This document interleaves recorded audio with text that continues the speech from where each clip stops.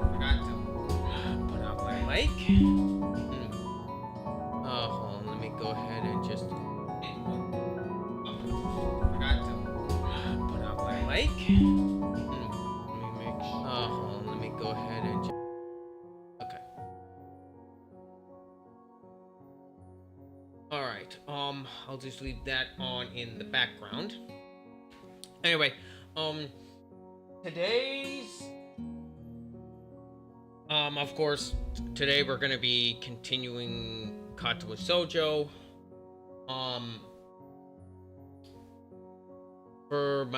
And then I did mention on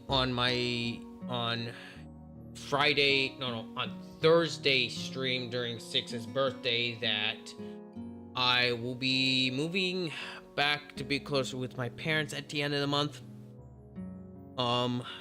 My dad's turning 80, so I've got that whole thing going on, and then I've also got to start packing within a week.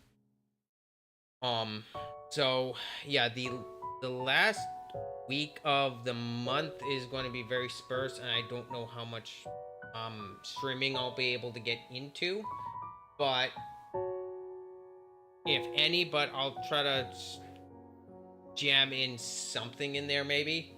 But yeah, anyway, yep, like the thumbnail suggests, we will be continuing Katawa Shoujo, and next week I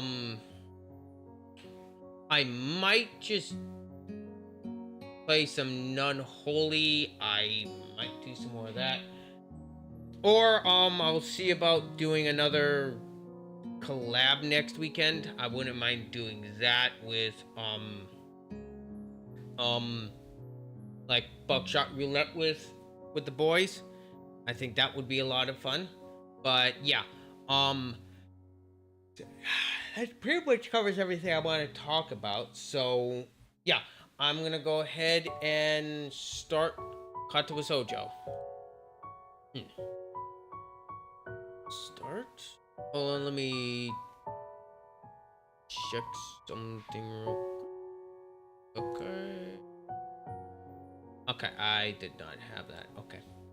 Alright. Yeah, I was just checking something real quick just to make sure. Alright, let's go ahead and start.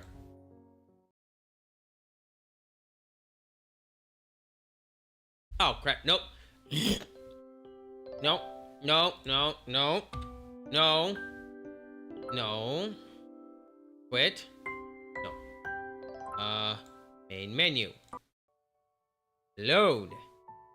This is what I want. Alright. Alright, let's continue, shall we? My head's in a spin all through Oto's class. I'm going to have dinner with Emmy, who wants to be my girlfriend, no less. A date? And then she kissed me. And that kiss, I kept going back to it, playing it over in my mind over and over again. Everything about that moment felt so right. My mind drifts off, lost in all thoughts of Emmy. Nakai, hello? Seems like I've drifted a bit too far. Huh? What? Hey God, you contract some kind of amnesia. Someone get the nurse! The class chuckles at Motel's antics. Sorry, sir. Won't happen again. And all that, right? Exactly. Motel brightens considerably. Well, lovely to hear. I hate to have my star pupil slacking off after all. I've been doing well, but hardly qualify as a star pupil, I think. I'm fairly certain that the class I'm fairly certain that this class is the sort that everyone does well in. It's just memorizing formulas. True to my word, I managed to pay attention for the rest of the class. Nakai, may I have a word with you? I wonder if I'm in trouble for earlier. Sure. Am I in trouble? Nato looks genuinely confused for a moment. Beg your pardon? He tilts his head to one side and thinks for a moment. Oh, no, you're not in any sort of trouble. There's just a question I want to ask you. What's that? Nothing terrible. I was just wondering what your plans are for after graduation are. Are you going to university? Yeah, I guess I can't really see a reason not to go. Given any thought to what you'll study? Not really, no. I figured I'd come up with something when I get there. Motel laughs. Taking things as they come, eh? I'd argue against it, but that's how I did things when I went to university. Well, not really. I knew I'd go into a science, I just wasn't sure which one. Ended up with physics, but could just as well have gone for astronomy or what have you. Actually, I did go for chemistry first, but there were all sorts of things. Montu trails off and frowns slightly. It takes a minute for him to recover his train of thought, and I wait patient for him to continue. So anyway, I did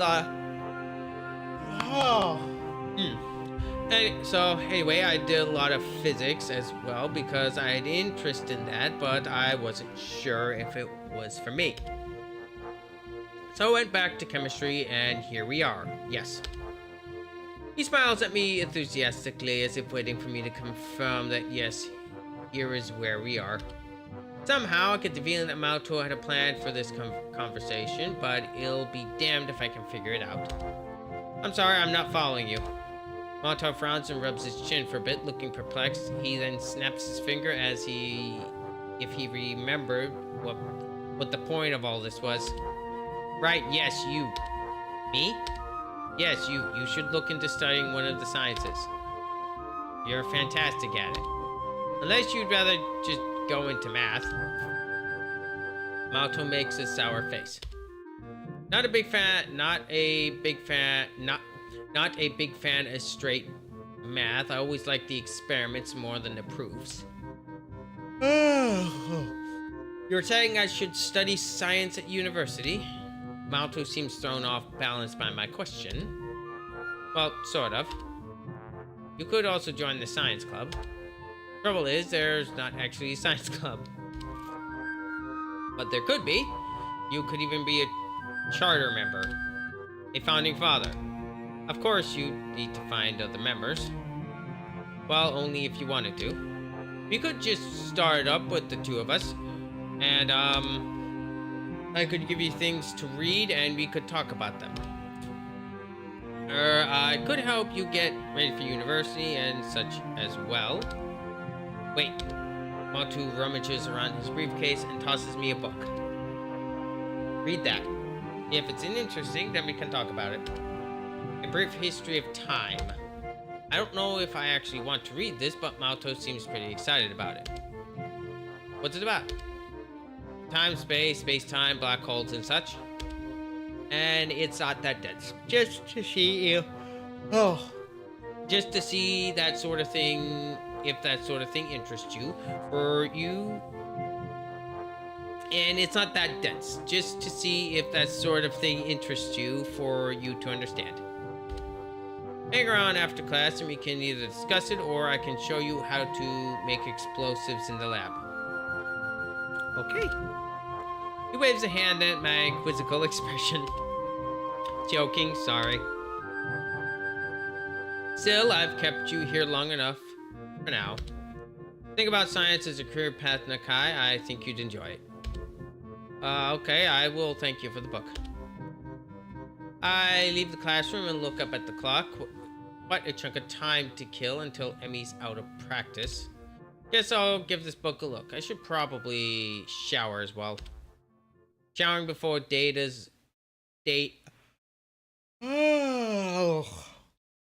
Showering before a date's only proper, right? I head back to the dorms. I wonder where I'm supposed to meet Emmy anyway. She said after practice, but she didn't say where I should find her. I guess I can just swing by the track. That's probably best anyway. If she needs a shower, I can just wait for her in the room or something. Or in the hallway, I guess that would be better as well. I take a quick shower, remembering to take my medication once I hop out. Now for a look at this book. Okay, that was a quick one.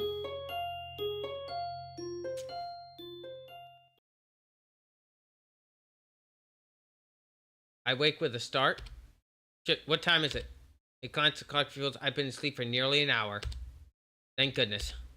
Emmy's practice should be finishing up soon. I threw on some casual clothing and head for the track. Somehow I get the feeling we won't be doing anything fancy for dinner. Emmy doesn't strike me as a very fancy sort of person. Still, I suppose there's a lot I have yet to know about Emmy. Despite our newfound closeness, I still feel like I don't know her as well as I should. As well, I have a lot of time to fix that. To be honest, I'm looking forward to getting to know her more. I'm so caught up in my own thoughts that I hardly register that I'm already at the track. Emmy is nowhere to be found. I don't even see any signs of the track team. This could be embarrassing. I turn to head towards the girls' dormitory when I hear a shout out. Hey, Hiso. Turn around to see Emmy making a beeline for me and with a gym bag slung over her shoulder. She's changed in some decently more casual clothing, a pair of shorts, and an olive green top. Her running blades have been replaced with more realistic looking legs that probably wouldn't fool anyone. Emmy doesn't seem to care about that. In fact, she makes me smile. Hey, you came. I mean, I figured you would, but still. I suddenly find myself wrapped in a rather affectionate hug, and it proves to be impossible for me to keep what must have been the world's largest grin off my face. Well, of course I came. I'd be crazy not to, right? Emmy ponders for a moment. You know, that's true. I mean, I'm pretty amazing after all. Smug as always. I shrug in response. I certainly think so. It's an offhand remark, which is why... Oh, gosh. Not that hard. It's an offhand remark, which is why I'm surprised to see that it seems to have caught Emmy by surprise. She blushes and smiles warmly at me before planting a kiss on my lips. Now it's my turn to be surprised. Emmy steps back, resting her weight on her back heel, looking pleased with herself. My brain fumbles for an appropriate response. I should compliment you more often. Emmy laughs and gives me a playful tone. Jerk. I threw an arm around Emmy's shoulder and am pleased when she immediately leans into me as if we're the most natural thing in the world. So, where to? I'm not actually sure. Where do people go on dates anyway? That's a damned good question. I've got no idea. Why don't we just head to the Aura Mart and grab something portable? Emmy's face brightens at the idea. A picnic. I think you're onto something, Hiso. Emmy snakes her arm around my waist, and we begin to head for the front gate. I'm entirely unsure what I meant to do in this situation, but at least Emmy seems to be equally clueless.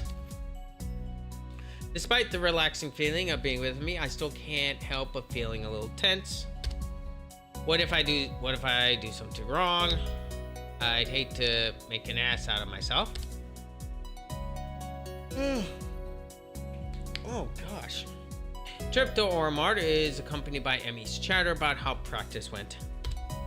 I kept quiet for the most part, merely enjoying the warmth of being around Emmy. We get a few odd looks from passerbys, but I don't mind. We wind up buying some bread and instant noodles, realizing too late that we cannot actually cook the later in the park. Oh well, I'll make it for lunch sometime. That'll work. The park is located after a brief loss of direction that I blame entirely on Emmy. She, of course, blames me. We find a spot beneath the tree and sit down. I lean back against the trunk. Emmy sits across from me. I guess we should have brought a blanket or something to set on, huh? Emmy shrugs. I don't mind. Neither do I. Emmy tosses me a package of bread and we dig in. Curry bread. Interesting. I guess I wasn't really paying attention to what I grabbed in the store. Hey Hiso, you look like your bread's this spicy. Shake my head, trying to keep an image of manliness. Nah, it's hardly spicy at all. I see. That must be why your face has gotten so red. Yes, exactly. Lack of spice has gotten my blood up because of the disappointment. Emmy laughs and swallows the last of her bread. Well, if you can't handle it, I'll be glad to take it off your hands.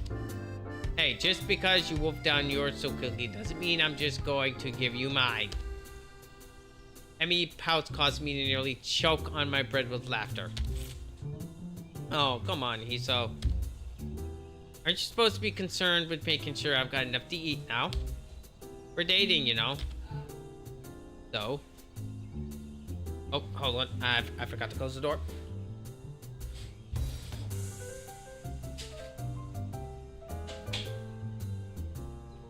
Sorry about that.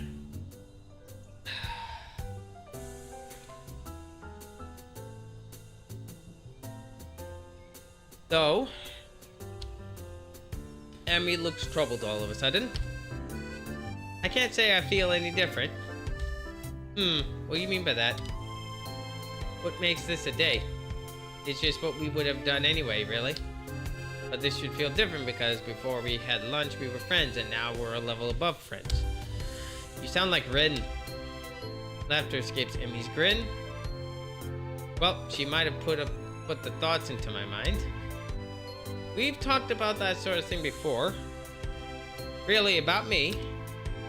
Not really just stuff, really. Rin thinks that the change of a label from a friend, from friend to girlfriend seems arbitrary most of the time. Like there's no difference between the two. I can think of at least one, you know. You don't tend to kiss your friend quite as much. For a second time, Emmy blushes slightly and giggles. I suppose you're right. Exactly, I'm always right about things like this. Emmy rolls her eyes and chuckles. Guess you're pretty smart, huh? I nod in agreement. Yep. Even Moto thinks so. He thinks I should go into scientific study after graduation. Emmy raises an eyebrow. Oh, really? Yeah. Oh. Nom nom nom nom nom. Yeah, I'm thinking I actually might do just that. Really, the more I consider the idea, the more it appeals to me. I make a mental note to look into that a little more closely. So, what are you thinking about doing after graduation? Still planning on running? Emmy shrugs, seems almost a bit hesitant. I don't know if I'm good enough, and I can find a team, I guess. You mean you aren't sure? I haven't really thought about it, to be honest. Really? You probably should, you know. Graduation isn't that far off. Emmy fidgets a little nervously. Yeah, well, it's far enough, right? Besides, I've got other things to think about. There's a mischievous flash behind Emmy's eyes, and I suddenly find myself gloriously pinned against the tree. Like, making sure this is a real date, right? I mean, if we don't kiss, then it's not a date after all. Right? I suppose, so... Strawberries and curry, not the best combination, but I don't think I mind. Emmy sits back on my legs and grins again. Their science would approve, right? I have the oddest mental image of Malto nodding seriously and making a mark on some checklist. I can't help laughing at the idea. Well, I admit this is the first time I've ever witnessed a kiss being met with laughter. Should I feel offended? No. I'm sure science approves. Emmy beams at me, and I find it increasingly difficult to keep my brain functioning properly. Oh, good.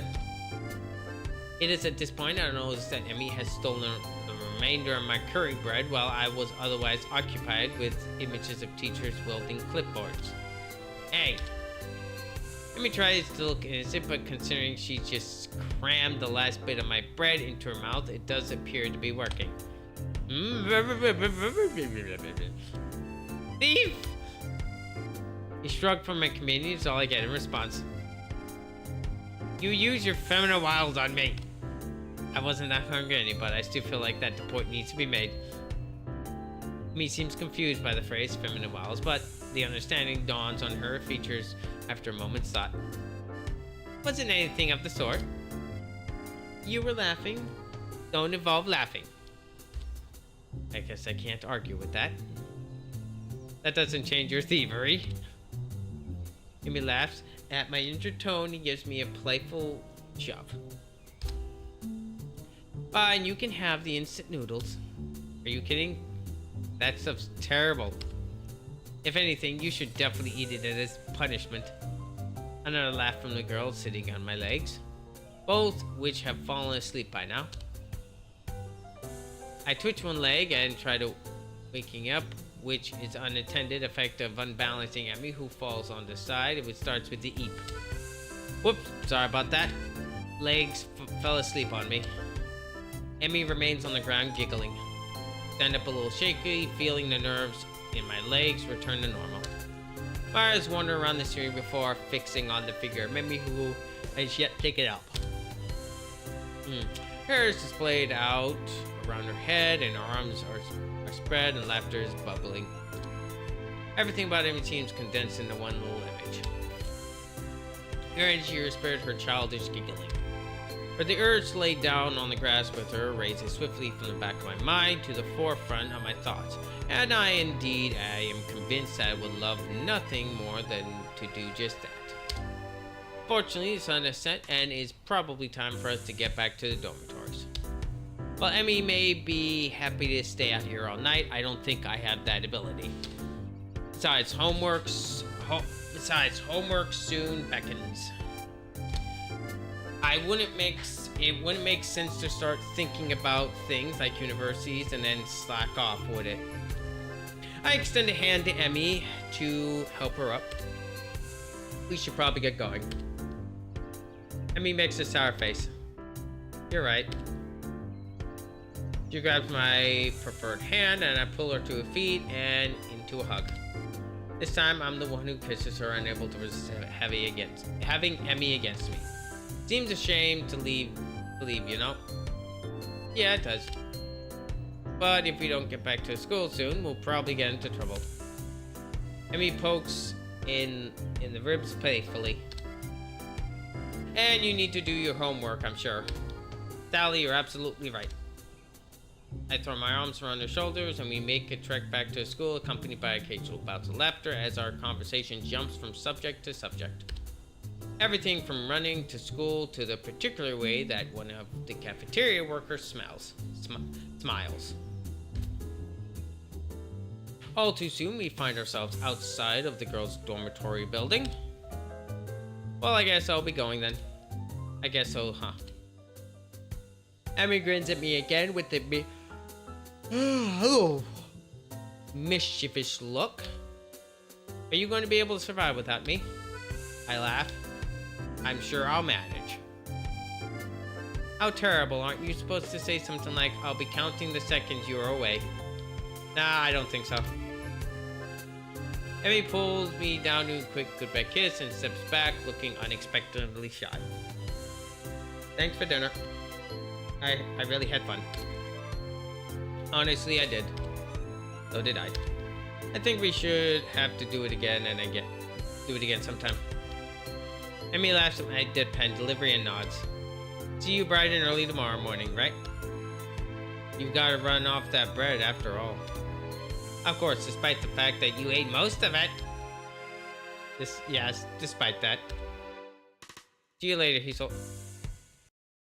Emmy turns to head inside and notice something weird. Something so weird that I'm surprised I didn't notice it earlier. She's limping, slightly favoring the left leg.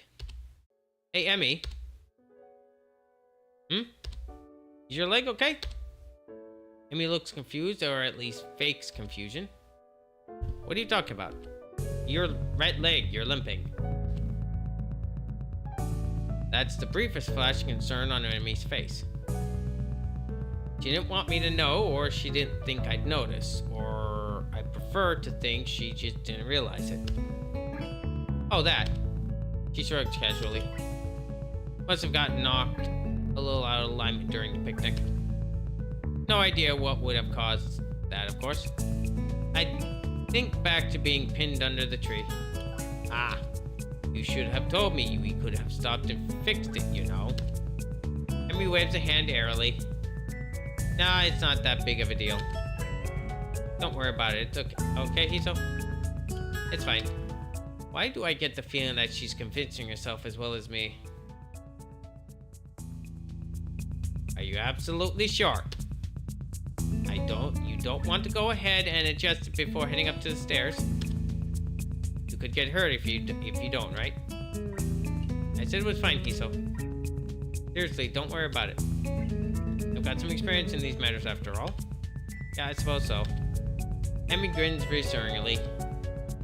Honestly, Hiso, I appreciate the concern, but I really am okay. Now, really, I need to get going. Your attempt to keep me around are doomed to fail. Of course. Just prolong the goodbye, I suppose.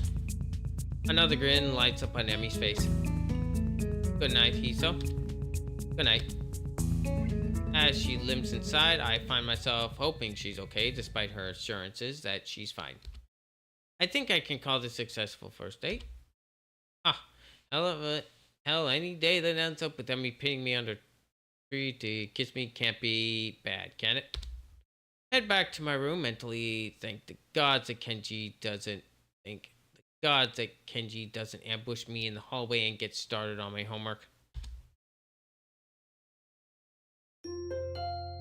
Alright, on to the next.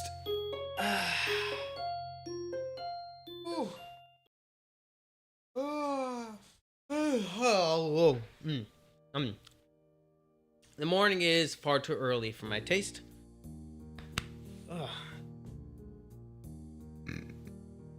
Excuse me. The morning is far too early for my taste. It doesn't help that I had trouble sleeping last night. There were simply too many things to think about. My mind refused to slow down. And instead, I replayed the rooftop, the park, and everything else over and over in my mind. Jeez, excuse me. There's a small part of my mind that is still paranoid that this has all been some kind of joke. That I'll meet up with Emmy at the track and she'll act like nothing happened yesterday. Pushing these thoughts to the back of my mind, I throw on my running clothes and open the door. Emmy's waiting for me with the usual cute smile. You're late. Or at least you're not early today. Okay, that was a notification that 6 is playing a game. Are you tired or something? I find myself ruefully rubbing the back of my head. Something like that, yeah. Lots to think about, lots to think about and all that. Emmy giggles my mild understatement. Yeah, I didn't sleep that well either. I was actually glad you weren't early, because I wasn't early either. I wonder if the same thing kept us awake. The image of her weeping face passes through my mind. What kept you up? Emmy expresses falters, but she quickly notices my curiosity and forces a smile. Nothing important. She's obviously not telling me something. Question is, should I press the issue? Something's clearly been bothering her for a while. I want to help her, but it will just come off as me being nosy. She's got to know I care about her, though. Are you sure? If something's bothering you, I'm here to help you to sort it out. Emmy laughs, but it's not her usual laugh. There's an edge to it that seems almost bitter. Sort it out? I'm not sure it can be sorted out, Iso. An almost grin smile crosses her lips. It's like a smile of resignation. I don't think you could help me anyway. That hurts. I don't want to say that it hurts to her, but it does. Doesn't she realize I want to be there for her when things go wrong? Well, I won't push you on the matter. But I'm here for you if you decide later that you would like to talk about it. It might help. I see debate raging behind Emmy's eyes. It seems like she wanted to tell me, but she wasn't sure or not she can. Hey, forget about it, okay? We've got running to do. The mention of running, something that she can handle, brings Emmy back to her usual self. Right. Hurry up and stretch out, Hiso. We've got to get moving. He takes off like a shot, far quicker than I'm used to. Still, I try to keep pace with her, recklessly testing my limits. It gives me a feeling of freedom, like my heart is no longer important. I find myself wanting to laugh, filled with the feeling of moving beyond what I once called my boundaries. The nurse's warnings to not overdo things echo my mind, and I disregard them. Why?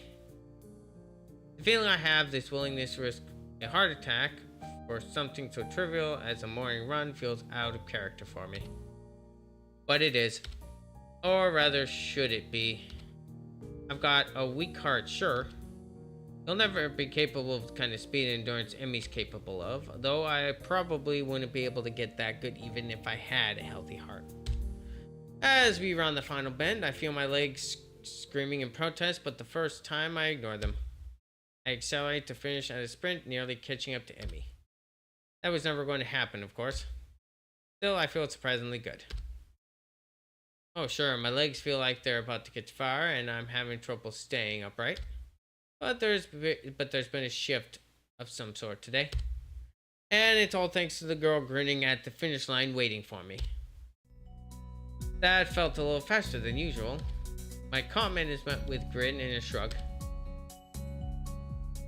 Can't have you think I was going to go soft on you now, can I? But you managed to handle it just fine. Well, I couldn't have done it without you. Still feeling high from the run and moved by a large surge of gratitude, I seize Emmy in a hug. Thanks. Really, I'm not just saying that. I mean, you're dead. Emmy seems flustered by my words, squirming uncomfortably. Don't be silly, Hiso. Someone had to haul you out here, didn't they? And it's not like you're not doing anything for me, right? Oh, I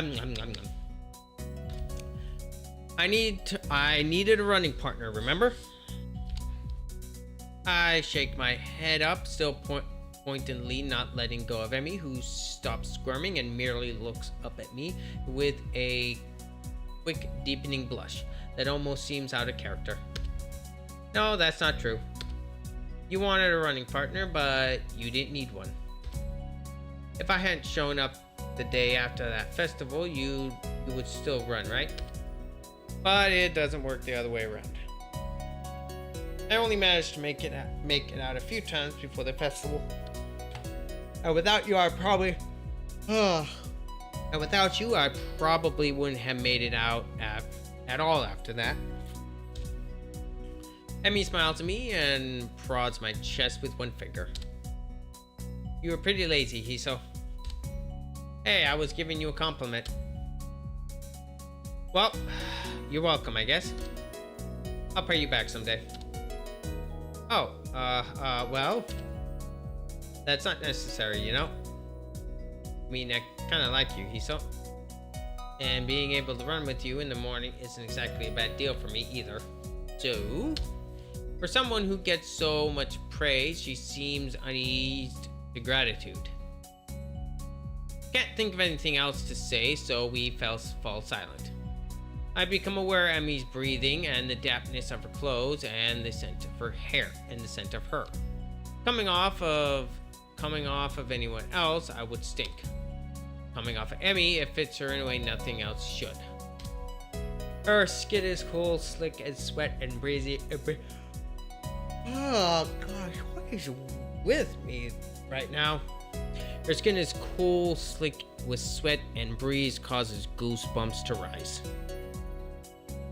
Almost without thinking about it, I lean down and meet Emmy's mouth, which has already moved to meet mine. Her lips are soft and she hums happily as we kiss, sending vibrations from her mouth to mine. There is a starting brightness to everything about this moment, and we fit one another perfectly. The kiss ends and I finally let my arms drop back to my sides. Emmy is smiling warmly at me and giggles again.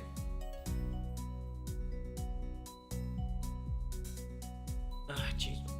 Come on, Hiso, we better go see the nurse. Then it happens. She turns to me walking, she gives me a tiny yelp, then stumbles forward. Emmy? I leaped to steady her and noticed with some concern she's favoring the same leg as last night. Your leg. Emmy seems panicked and pushes away from me. It's fine. My expression must seem hurt because she hastens to apologize. Sorry. Didn't mean to push you like that. She stumbles for something to say. It's nothing really.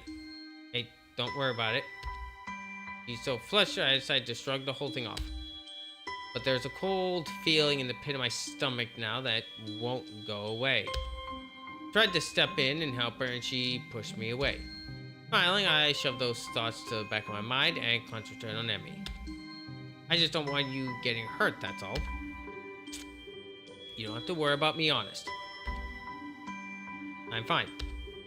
Yes, you say that, but I don't believe you. Why wouldn't you tell me what's wrong? It's like she gets offended by me trying to help. What am I supposed to make of that? I'm still trying to sort out what happened on the track as we arrived in front of the nurse's office. Emmy raises her arm to knock hesitance and turns to me smiling gently. Guiltily. Hey, can you do me a favor? Of course. Can you tell the nurse that I'll see him later? What? I just remembered that I've got some stuff to take care of before class. So I really need to get moving. I peer at her closely and she fidgets under my stare. Yeah, she's clearly just avoiding the nurse. That leg of yours. Well, whatever, I said I'd help, so I will. But I'll make damn sure she sees the nurse before the day's out. Yeah, okay, I'll let him know. Emmy looks like I've just given her a pony on Christmas. Thank you so much. You're the best, Hiso. I'm rewarded for complicit in her lie by a kiss that makes it all worth it, or so I tell myself. As Emmy heads out of the building, trying hard not to let her limp show, I knock on the door of the office. Ah, Hiso, come in. I don't see Emmy with you. She's not sick again, is she? From the tone of his voice, I think the nurse is expecting me to say, yes, she's ill. She said she'd forgotten to do something and she's had to skip out, but she'll see you later today. Nurse has an expectorated sigh. Honestly, that girl. She's been avoiding me. Yesterday, she was in and out of here without even taking off her prosthetics. Now this. Well, at least it's not just Emmy doesn't... At least it's just not me. Emmy doesn't want wearing. That's a comfort, I guess. Still, I feel like I should say something about her leg. I said I'd live her, but she really needs to see him. Now you mention it, she was limping pretty badly today. And last night as well. The nurse's eyes narrow at the words last night. And what exactly were you two doing last night? We were on a date. On a date. The nurse raised his eyebrows if surprised. Really interesting. Huh. Oh, nothing. His gaze turns thoughtful, and then he grins at me. You don't think you could use some of that boyfriend charm to get her to come see me today, could you? Of course. I was planning on doing that anyway. I think she's really hurt and just pretending she isn't. Yes, she does that. Afraid I'll make her stop running. Will you? I don't like to, but if it's bad enough that she's been limping, well, guess I'll have to see what's wrong for myself before I make that call. I see. Emmy, not allowed to run? Perished the thought. I don't know if she'd be able to function without running. No wonder she's reluctant to admit anything's wrong. Well, I'll make sure she sees you. Good. Oh, and before I forget, he grins at me in what feels like a vaguely threatening manner. Don't forget that I know what medications you take. You're on. You'd be careful around Emmy, got it? Wow, he looks serious too. Got it. Don't hurt Emmy, wouldn't dream of it. Grand. I'd hate for you to be late. Huh? Late as in the late Hiso Nakai. Oh boy, he frowns briefly dissatisfied. Sounded better in my head. Well, at any rate, get out of here before you miss your first class. You've got things to do, I'm sure. Shoot. As I leave, I notice the nurse pulling out his phone and dialing a number. Miko, your daughter's being a pain in the ass again. I better head back to my room, or I will really be late. Hey, wasn't he supposed to check on my heart rate? Lunch bell sounds, and I bring myself out of the stupor I slipped into during the morning class. My lack of sleep last night, coupled with the increased pace of this morning's run, has left me a little exhausted. Despite that, I find myself skipping the stairs up to the roof. There's a thrill of excitement now in addition to the pleasure one gets from eating lunch with one's friends. True, both Emmy and Rin are still my friends, but Emmy has become more than that now. Rin is back in her usual spot on the roof, almost if she'd never been absent. Feeling better, I take it. A raised eyebrow is my reward for speaking. Better than what? Better than you felt yesterday. Rin gives my question some serious thought. I'm not sure. I think I might have felt rather good for some of yesterday, but it's all fuzzy. Too much cold medicine. Well, I was asleep, and that usually is pretty good. But I can't remember what it feels like to be asleep because I'm not conscious for it. It's a real problem. Then again, if I knew how good it felt, I might not sleep anymore. But this way I keep trying, so I guess that's how I keep from being overtired. And a total mystery to keep you sleeping at night. Maybe mystery is the wrong word. Intangibility might be the proper way to describe it. I see.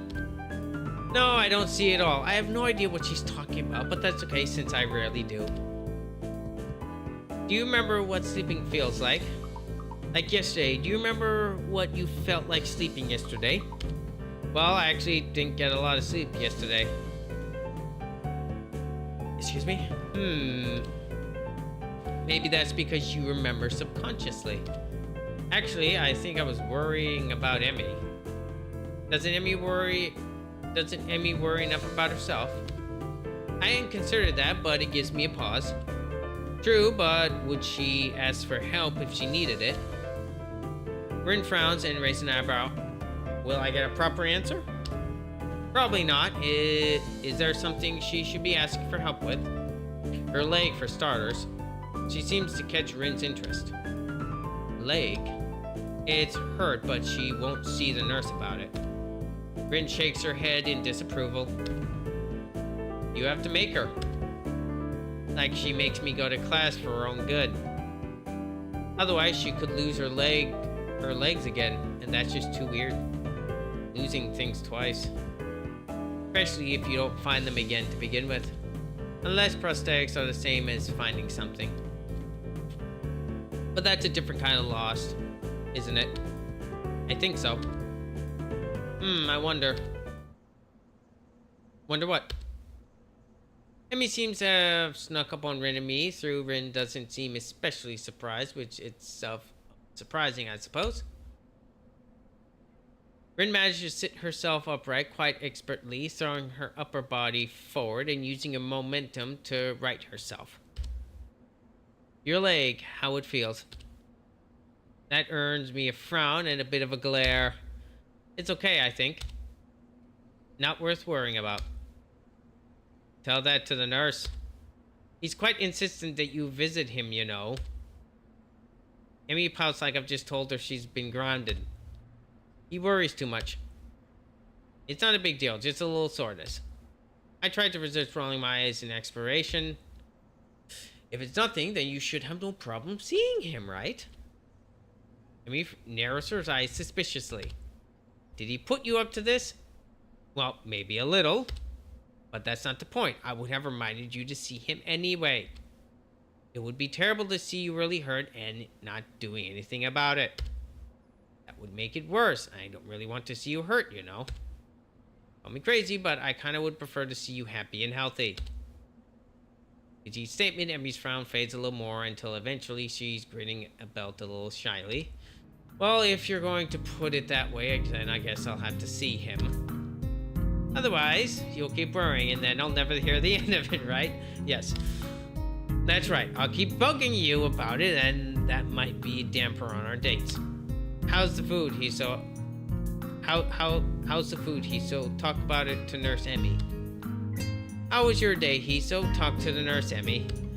Hiso, I think I'm ready to go to the... Talk to the Nurse Emmy! See, it doesn't work that well. Emmy giggles at my high-pitched rendition of her own voice and gives me an affectionate shove. My voice isn't that high, you jerk. I thought it was pretty accurate. Emmy and I stare at Ren for a while before I burst into laughter. Emmy crosses her arms and huffs mock offended. You're both jerks. Such vile calminess from you, young women. I'm stunned that you would call me of all people a jerk. Honestly, I don't know what to think. Emmy sticks her tongue out at me. You ass. Excuse me. So, Rin, how's the art club these days? Rin, seeming unsurprised by the sudden change of topic, as I takes a minute to think before answering. I believe it's okay. Although, Nomiya keeps telling me to work harder. But I don't think he understands my methods.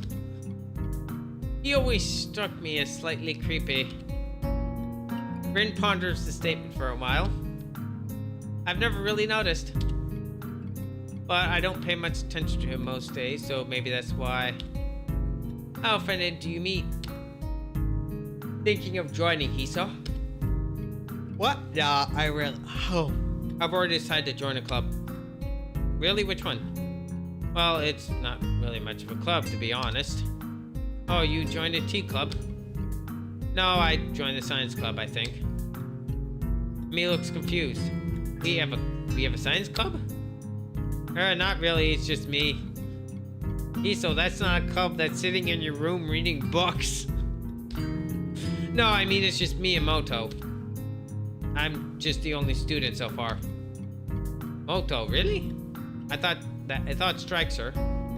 Oh, is that what you were talking about yesterday? Your meeting with Moto? Yeah, that was our first meeting, I guess. Emmy giggles. Nerd.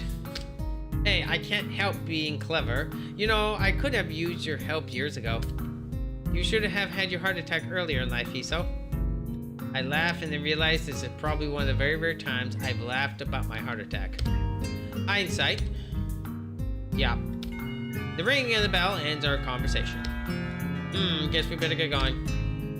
Yeah, I guess so. Come on, Rin. Come on, Rin. You too.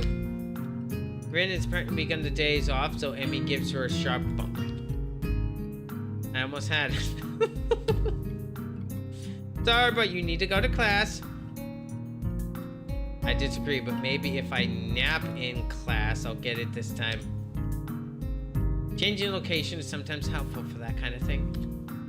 Neither Emmy or I bother asking what it is. As we arrive at my classroom, Emmy gives me a quick kiss and heads down the hallway, Rin in tow. I turn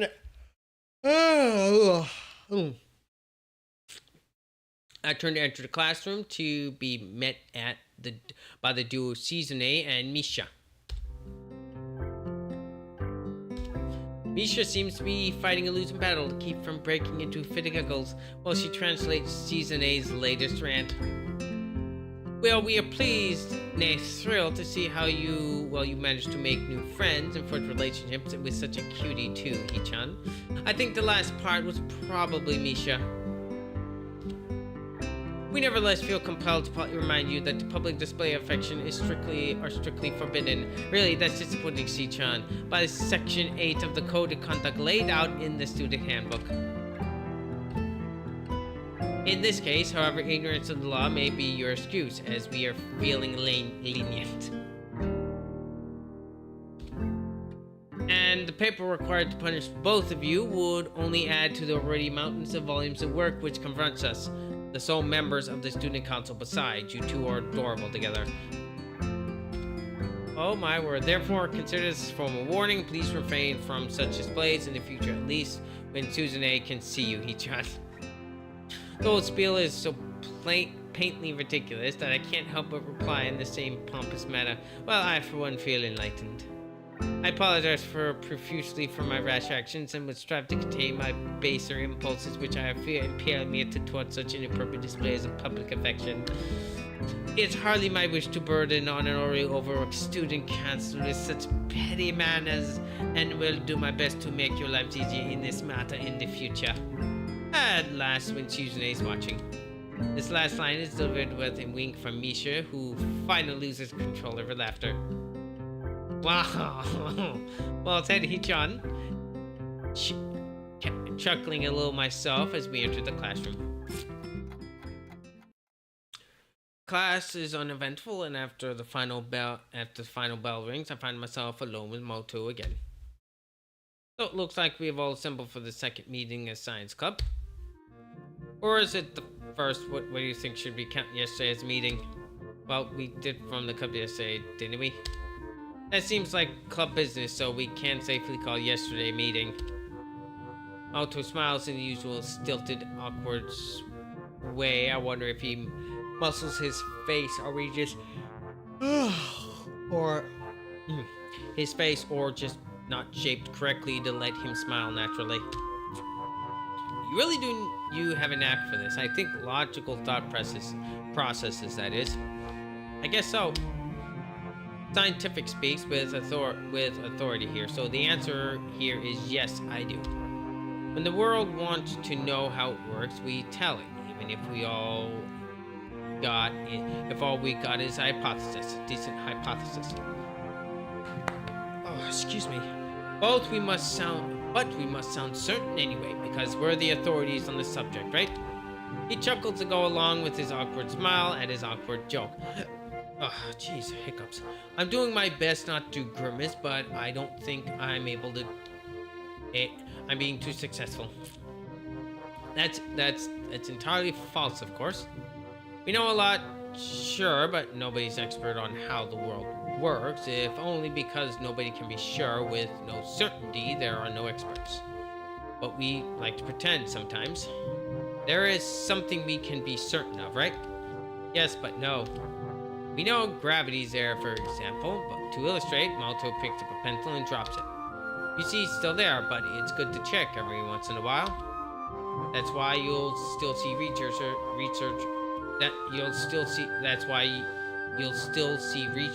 researchers mucking about with gravity.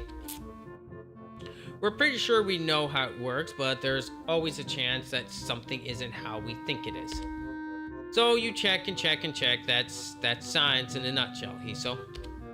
The whole time I've listened rather feeling spellbound. Maltu seems to really be passionate about this stuff. I think it's hard to tell sometimes how the world works, how humans work, how the universe works. All these questions to be answered. And depending on what I go into, maybe I could even figure out a way to fix my heart. That said, I don't think that's a real priority for me. Besides, we start discussing the book he gave me yesterday. I find myself more and more interested in that than my heart condition. Before we even realize it, an hour's gone by. Well, let's call this meeting over for now, okay? Well, we have another meeting tomorrow or the day after. He considers this for a moment. Call it a day after I got all my grading to do. Okay, see you then. As I exit your classroom, I realize that I don't really have anything to do tonight. I mean, I didn't make plans, so I guess I'll go to the library if Pete's doing homework in my room anyway.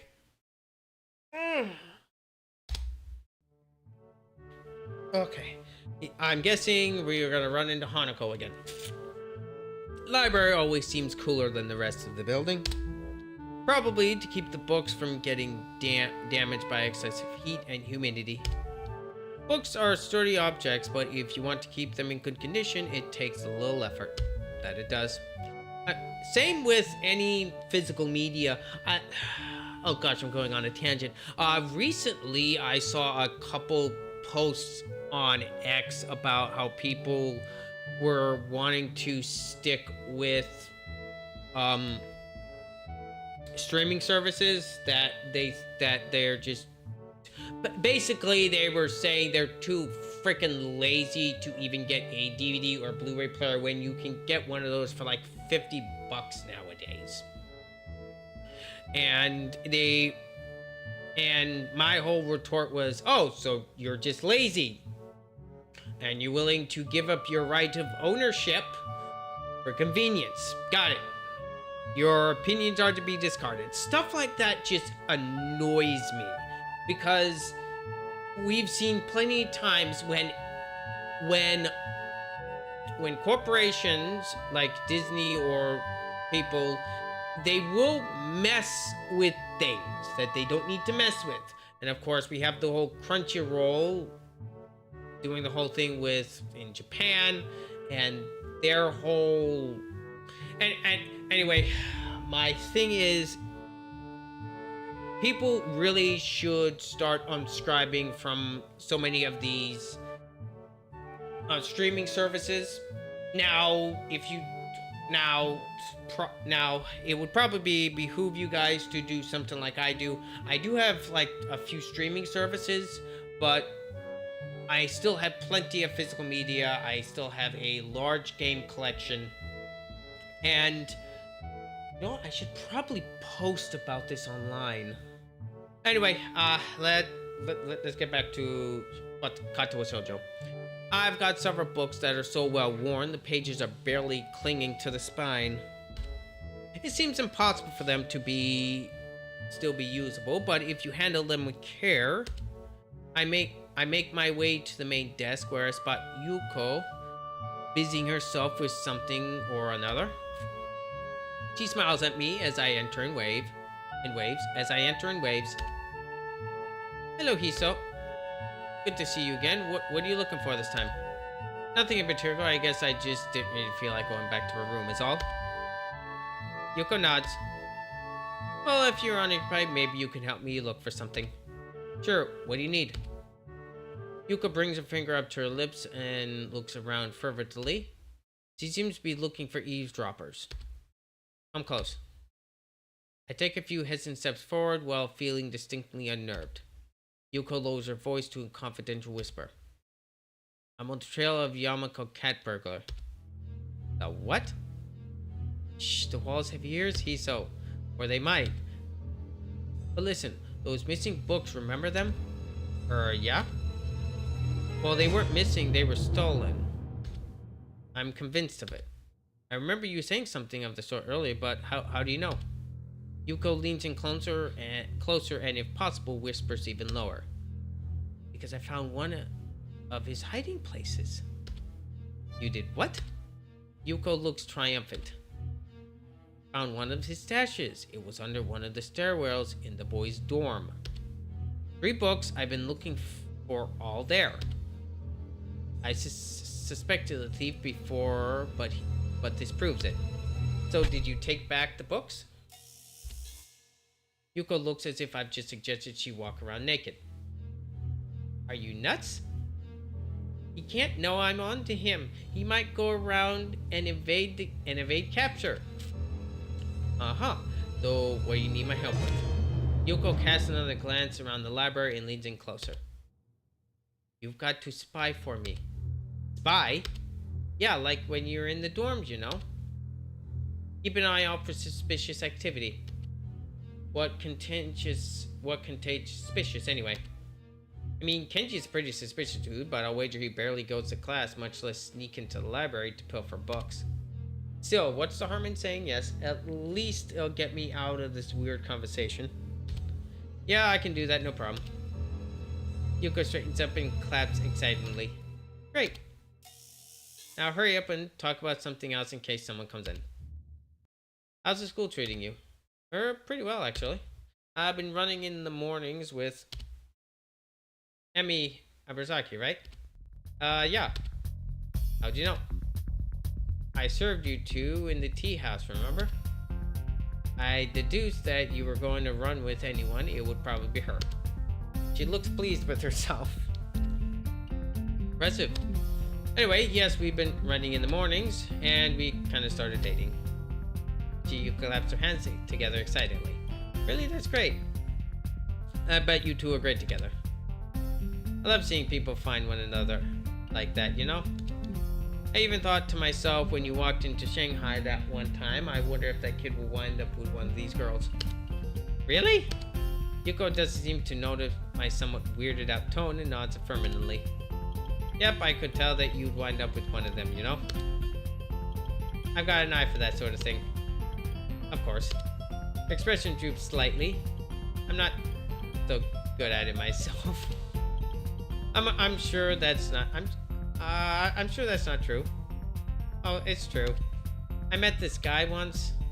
We get along really great, but it turned out he was younger than me, and that was kind of weird, but nothing terribly so. What was really weird was that he disappeared one day, and I've not seen him since then. Oh, that does seem kind of odd, doesn't it? I hope it wasn't something I did. I feel compelled to reassure her. I'm sure it wasn't. I intend to try to calm her down further, but the both of us jump in surprise at hearing her suddenly coming from my pocket. What's going on with YouTube?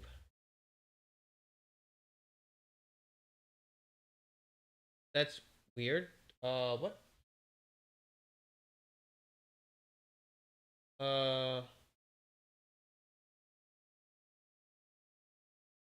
What in the world? Okay. Oh, my stream is being weird. Okay, there we go. Okay. That is weird. It was Acting weird. Okay.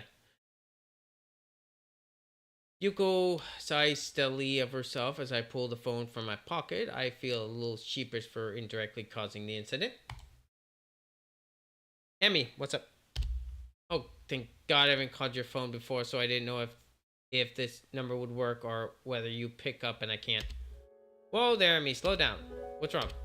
There's a pause on the outside of the line, during which I can hear Emmy trying to control her breathing in order to calm down. Something's got her terribly agitated, and it's starting to agitate me.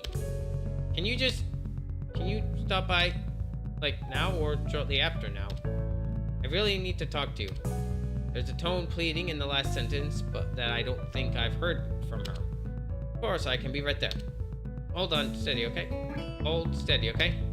My increasingly agitated state, I've apparently started saying things that didn't make quite sense. Okay, I'll be okay. See you soon. I press the button in the call before slipping the phone back into my pocket. Apologize to Yuko for running off, and run off. Perhaps at some point I will stop to think that time or how suspicious it looks for a guy to go dormant this hour. Except right now I'm just concerned with getting to Emmy and finding out what's wrong and how can I help her. I knock on the door and I'm greeted with the subdued "come in." Something is very wrong as I stare at a scene before me. Emmy's there, yes, but she's in a wheelchair. Her legs are missing. I glance around the room and I see them sitting in the corner, looking like they've been thrown there. Emmy responds to my entrance with a lopsided grin that is both pleased to see me and completely utterly heartbroken. Hi, Hiso. Looks like she's been crying, but if she stopped now. I notice I'm a little out of breath, having taken the stairs 2 at a time in order to get here. Art doesn't seem to mind the strain, though. I file this happy fact away for later consideration. Like I'm not staring somewhat dumbstruck at my girlfriend in a wheelchair. Realizing I've still not responded to her greeting, my brain lurches into gear. What happened? Guess I should have listened to you, Hiso. My leg's got a nasty infection. I'm not allowed to run on it for at least a couple of weeks. He gives a bitter laugh that shouldn't be coming from her. I can't even walk on it. I could have used a crutch and kept one of my legs, but I didn't see the point. Why hop? You can't run on one leg. At least the way I can still, I don't know, roll fast or something. Yeah, that's good, right? My awkward attempt to look on the bright side seems appreciated, but not really effective. Emmy shrugs again. Yeah, I kind of figured there was kind of something going on with her leg. It's kind of just a nuisance. I mean, we can't even eat up on the roof now, no wheelchair access. Yeah, but that's not a big deal, right? I mean, we can still eat together, and that's the important thing. The lopsided grin, again, it hurts to look at. I suppose so, yeah. Well, like I said, it's a nuisance. I mean, I haven't really used a wheelchair in, she thinks for a minute. Maybe 7 years? Something like that, anyway. A long time. I'm afraid I'm a bit out of practice. Well, fortunately, it's only temporary, right? Emmy nods. Oh yeah, of course. It's not like I've lost them permanently. But it's a pain in the ass all the same. I nod sympathetically. That's not much. There's not much else I can do after all. What am I gonna do? Say I told you so. Although I did tell her to get that leg looked at, but by the time I noticed, it was too late anyway. Do you need any help with anything? Or can I help you with anything? Emmy shakes her head, and there's a bit of a usual grin back. Nah, I can manage fine by myself. Although, if you want to help me over to my bed, it would save me the trouble of rolling over there myself. A blush in spite of myself. Emmy giggles. You're such a prude, Hiso. I'm not a prude, I just wouldn't want to take advantage of a young girl such as yourself. It's ungentlemanly. I wheel Emmy's chair to her bed and easily scoop her up in this and deposit her there. She quickly sorts herself out and sits on the side. She's actually a little heavier than she looks. It would be rude of me to observe this out aloud, of course. Man, you're kind of heavy. Emmy hits me with a pillow. Ass. Just saying is all. Must be all that training. Must be all that running. At the mention of running, Emmy's grin falters slightly. Well, I guess I won't have to worry about that for a bit, huh? Maybe I'll lose some weight. That's what you do to lose weight, right? Ceases physical activity. Pretty sure that's what the nurse would recommend. Speaking of which, are you gonna still be showing up in the morning? I hate to run a shit. Emmy's son interjects before disquieted muttering that anything too profane causes me to look over in shock. She's leaning forward, trying to cover the face she's crying by covering her eyes with a hand. Of course, she's subdued. Sobbing makes it pretty obvious she's crying.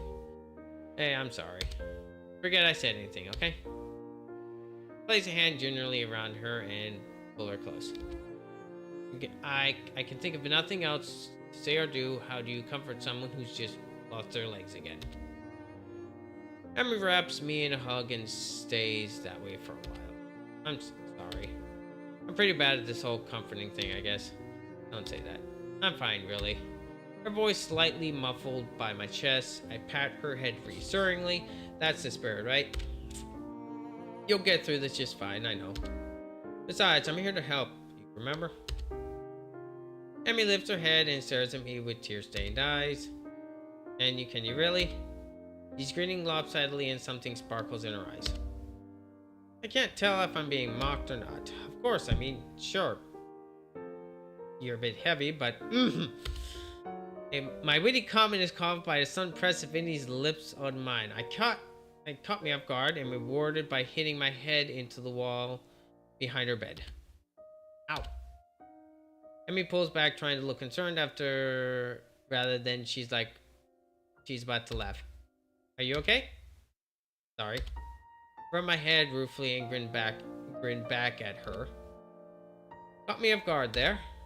Is that going to become a habit? I'm going to be lectured by Susan and Misha more. At the mention of the duo, Emmy giggles. Honestly, those two. If I didn't know why, I'd be utterly confused as to why she hangs around with someone so bossy. Which one are we talking about? You know exactly which one. Misha's hardly bossy. So, what's the reason then? Huh? Reason why Misha hangs around Suzune? Emmy waves my question off with a smile. No idea. I see. Anyway, you seem to be forgetting the original question, don't you?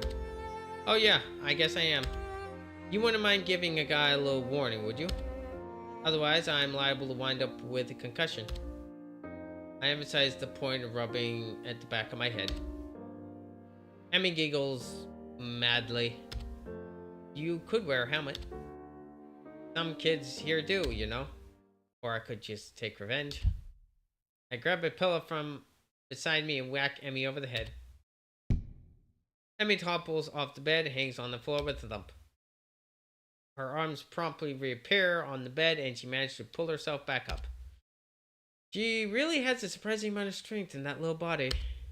Her face turned upside down and away from mine, making me think I might have accidentally hurt her. Emmy, you okay? Hand shots up and grabs my collar. She pulls me in a sharp tug to face her now, barely an inch away, and she grins cheekily. Emmy? She gives me a sharp headbutt, our foreheads making quite loud thud. I sit back and rub my sore head, and Emmy smirks victoriously. How's that for revenge? No fair. You can't take revenge for revenge. For someone missing out on her legs, Emmy's surprisingly agile. Swipe at her, but she definitely rolls out of the way, lands a hit with her pillow. Of course, the odds are against her. I can stand up for starters. Oof.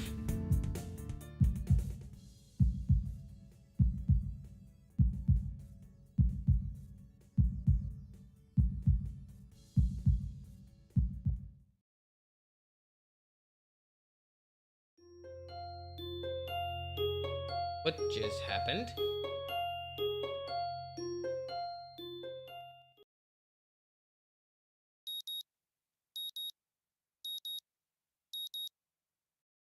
Dawn breaks through my window shortly before my alarm runs this morning. Silence. I feel sore. Events of the previous evening suddenly intrude upon my consciousness, and I find myself blushing. That was an eventful evening, and it explains perfectly the soreness in my lower back. The walk back, as I recall, had been utter tense. Fortunately for me, the only person I ran into my way back was Kenji. He didn't notice a thing. Well, apart from me being general vicinity, of course he'd ask how the night went and whether or not I had learned anything of importance. I wouldn't even know if I opened my mouth to answer. I was too tired to care. And this morning, I admit I'm feeling pretty worn out. Still, Emmy had promised to meet me at the track, and I hate to disappoint. She is indeed waiting for me when I arrive. Doing her best to look cheery despite the fact that she's sitting in a wheelchair, I wave to her and begin stretching. You're early. Emmy frowns and shakes her head. Ridiculous. You're late. Overslept, Tisa. All tuckered out. Well, at least she seems more like her old self. And as expected, she doesn't seem to shy about mentioning our previous activities. Hey, you're lucky I could show up at all. All the cardiovascular activities last night, I nearly thought I'd have to see the nurse afterwards. Emmy laughs out loud and her face suddenly becomes concerned. Hey, that's not you're not... Go on, spit it out. It's just that it would be hard to explain if it had an episode while we were... Oh. Now that she mentioned it, it really is a legitimate concern. Certainly had thought of it last night, of course. Other than more pressing concerns had been at hand. Well, I don't think of anything we do is going to be any more of a strain than those morning runs. And I handle those fine, so... Amy considers this point. A devious light appears in her eyes. Say, Light vanishes and Amy grins ruefully at me. Can't but feel vaguely suspicious. I see you have forgotten a pair of gloves. What do you need gloves for?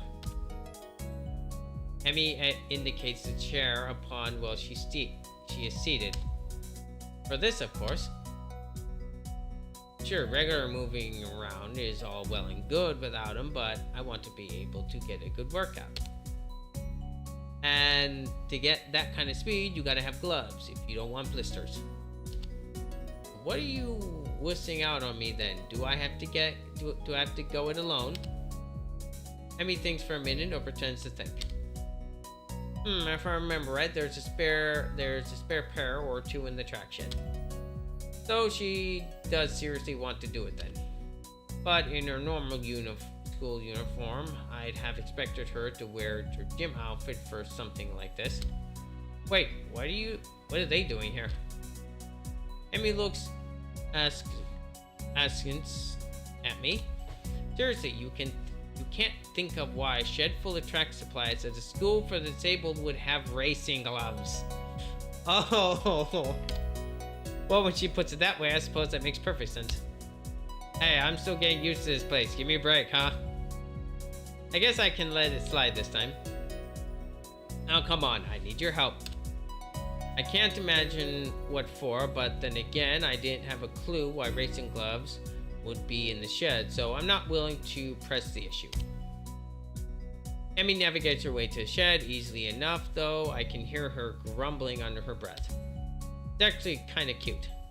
I hurry a little to reach the door first. Opening would be easier for me than for her. The door opens and Emmy starts to wheel inside, only to come to its own halt at the doorway. It seems the door is slightly too high for her to get over it by herself. She makes a few runs at it and unsuccessfully before crossing her eyes and glaring at the offending spot. Stupid wheelchair. Iso, can you give me a hand here? Sure, no problem. It's a simple enough matter for me to bump Emmy over the doorway, joisting her slightly. Hey, easy there. Whoops, sorry.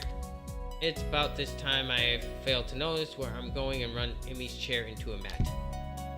She gives a startled yelp and topples forward out of the chair. There's a moment of silence as I gaze in horror upon what I've done, and Emmy glares at me. So, yes. Promise me you'll never work at a hospital. Sorry, I didn't mean to. Emmy giggles and holds up a hand. Would you kindly help me up into my chair, Hiso? As I bend down to pick up Emmy, she grins in triumph and pulls me into a kiss that I quickly has us both entirely concerned about getting her back into the chair. In fact, I move in a more comfortable position and confused the chair is pushed out the door, which, startled by the passageway, swings shut.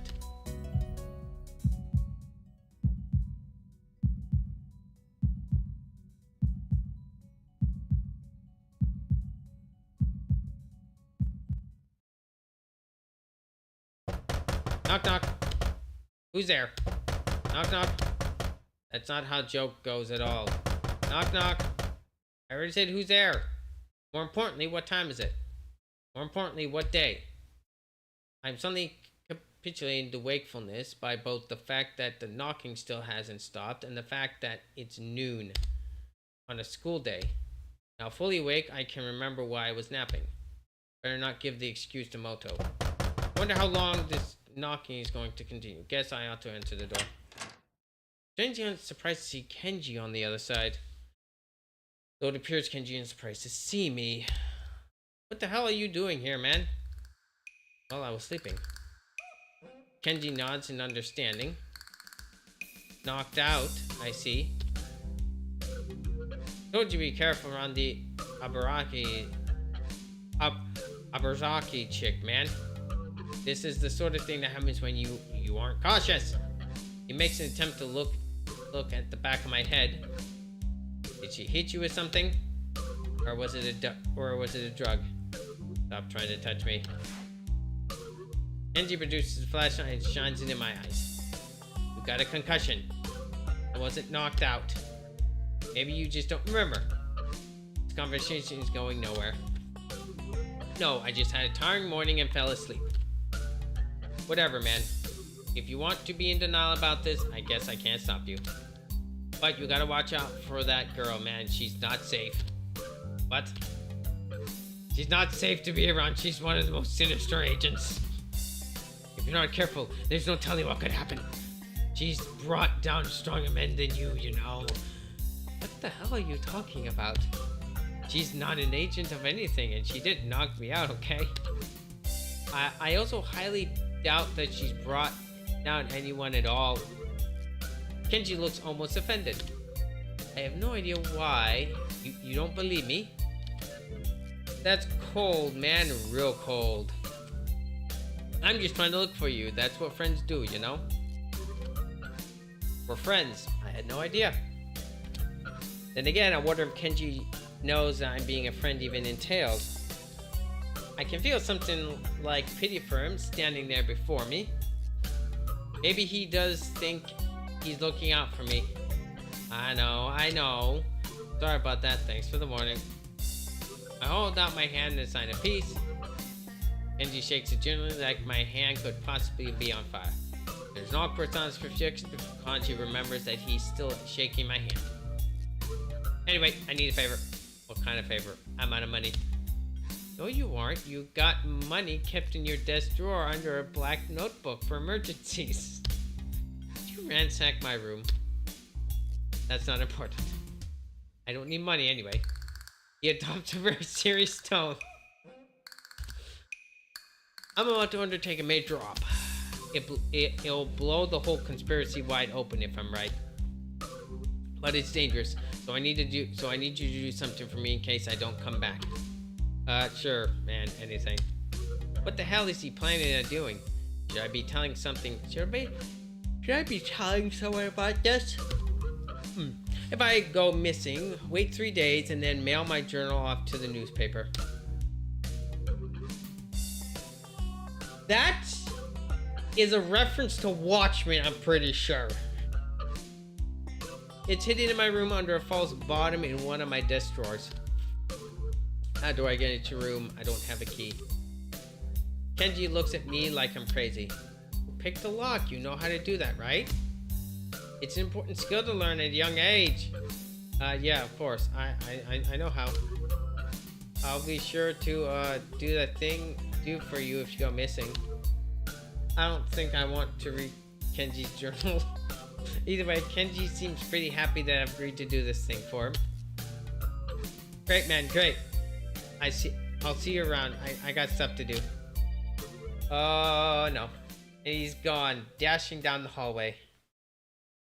He made it seem so final. I hope I don't have to carry out his final wishes. Shaking my head, I close my door and walk back to my bed. Guess I should go to class if only to catch the last half of the day. But I've come this far without going to class. And I did want to read more of that Hawking book Monto let me. Chill, hell, understand. Knock, knock. The time the noise jerks my attention away from my book. Inexperience, none like it. Anything being woken up. Who's there? Me. Emmy.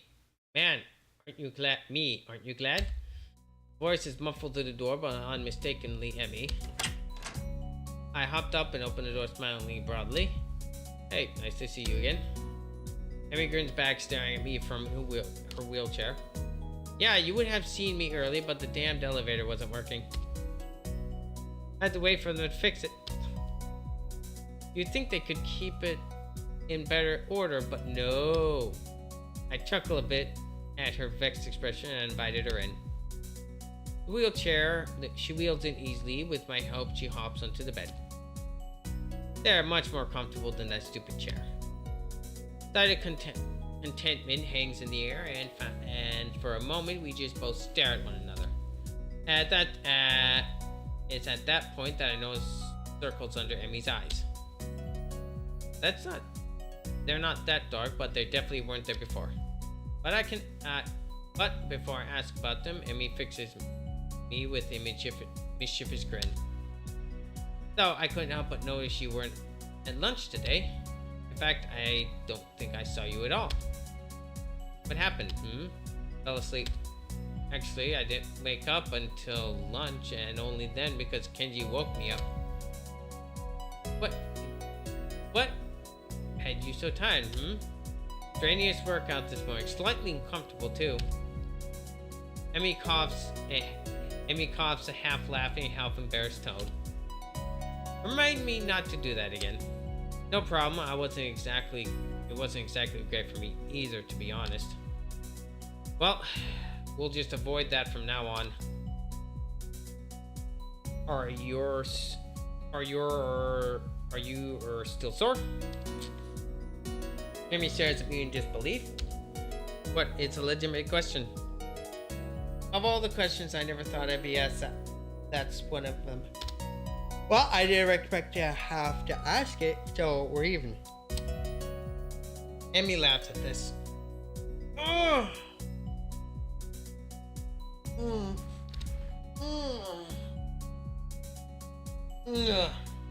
I guess so, huh? Well, since you asked, yes, I'm still a little sore. Excuse me, we're never doing that again. No arguments from here. A yawn escapes her and I raise an eyebrow. Tired? Emmy nods sheepily. I haven't slept well. Not sleeping well? I can tell that she didn't mean to tell me this either because she gives me a little start. Excuse me, like she's been caught lying and hastens to add. It's not a big deal though. What's the trouble? Emmy shrugs to refuse to elaborate. Stressed over exams? Another shrug, but after a pause, Emmy nods hesitantly. Yeah, I guess. Actually, that's why I stopped by. She begins to look more and more miserable. Not so you'd notice, of course, but her eyes are on her lap, she's fidgeting, and her voice is quiet. We all need to stop hanging out so much. Huh? Why?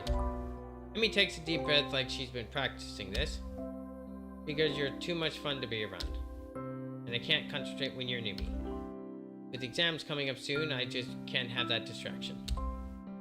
Otherwise, my grades would be pretty lousy, I'm afraid. I hope you study.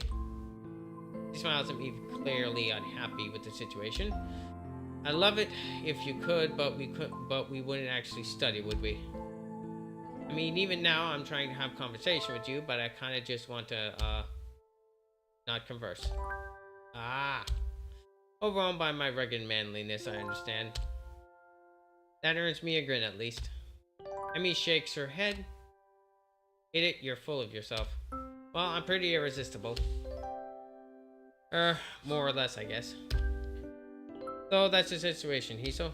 I have too much fun around you, and if I'm going to get into exams prepared, I need to be alone. Hey, that's okay. It really seems to have been bothering her. Besides, it's only a couple weeks, and we'll still see each other in the mornings and at lunch. We can just hang out at school, no problem. And after exams, we'll go on a date to celebrate their beings over, okay? Emmy grins, pleased by this proposal. Yeah, sure, that sounds great. As if to signal the end of this conversation, she leans in and kisses me. The rest of the night is not so spent worrying about exams.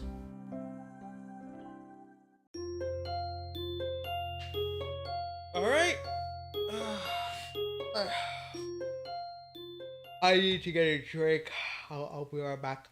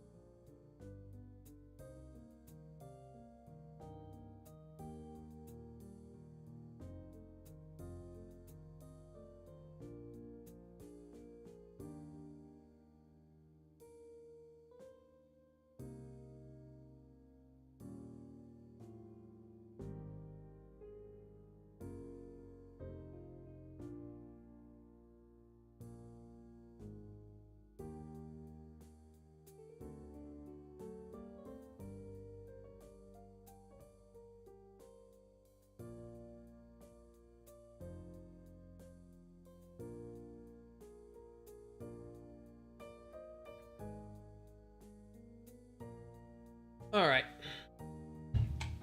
Oh, sorry about that. I realized that I needed to go, take out my laundry from being dried, and I had to take a leak, and I got something to drink. So,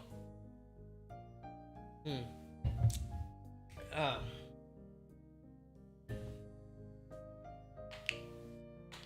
all right. Back to Katawa Shoujo. It's weird how easily Emmy and I can keep from seeing one another after class. Actually, I'd venture to say that it's vaguely disturbing. As easily as we'd come together, we seem to have split apart without much trouble. Well, I guess that's not exactly true.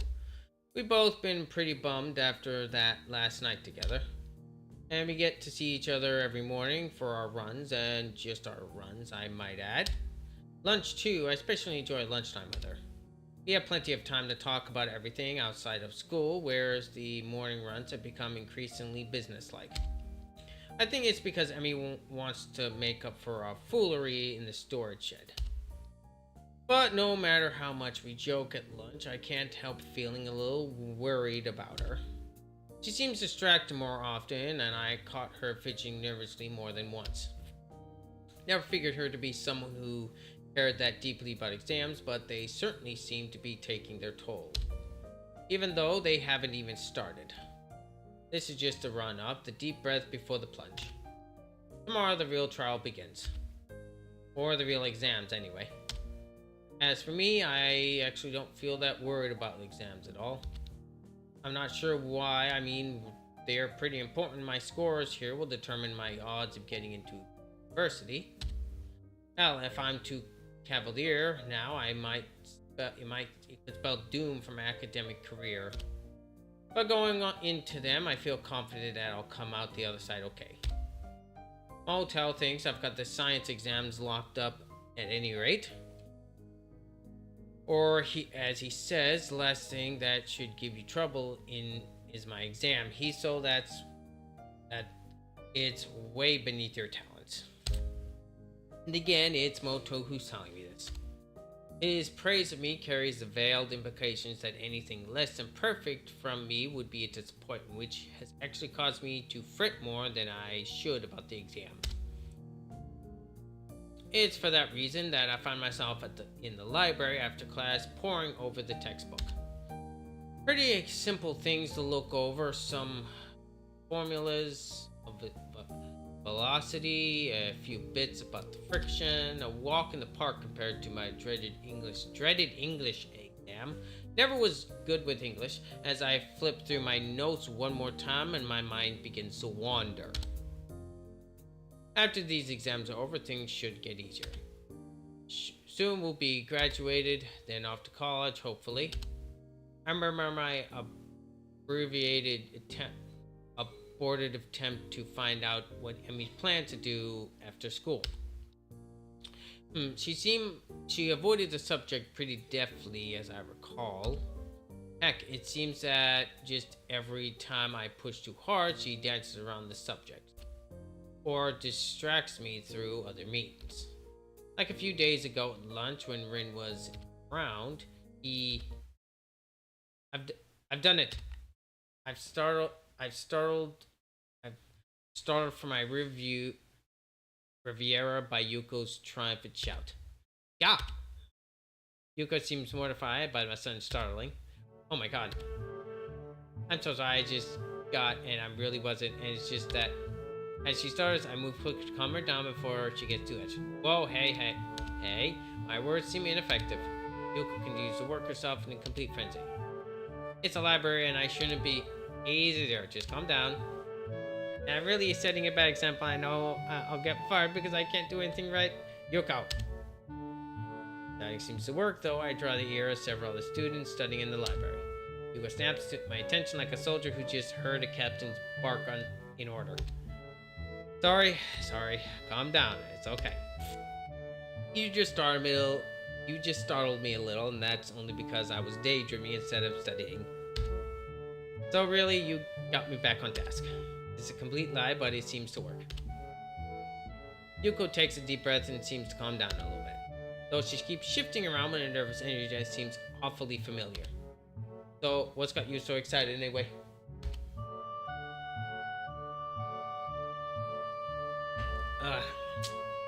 the Yamaku cat burglar.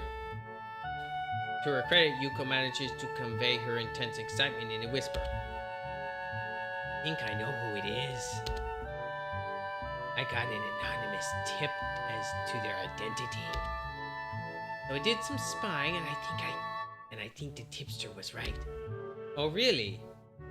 Who was this burglar? Yuko shuts her mouth, shaking her head decisively. Nope, I can't tell you that. Why not?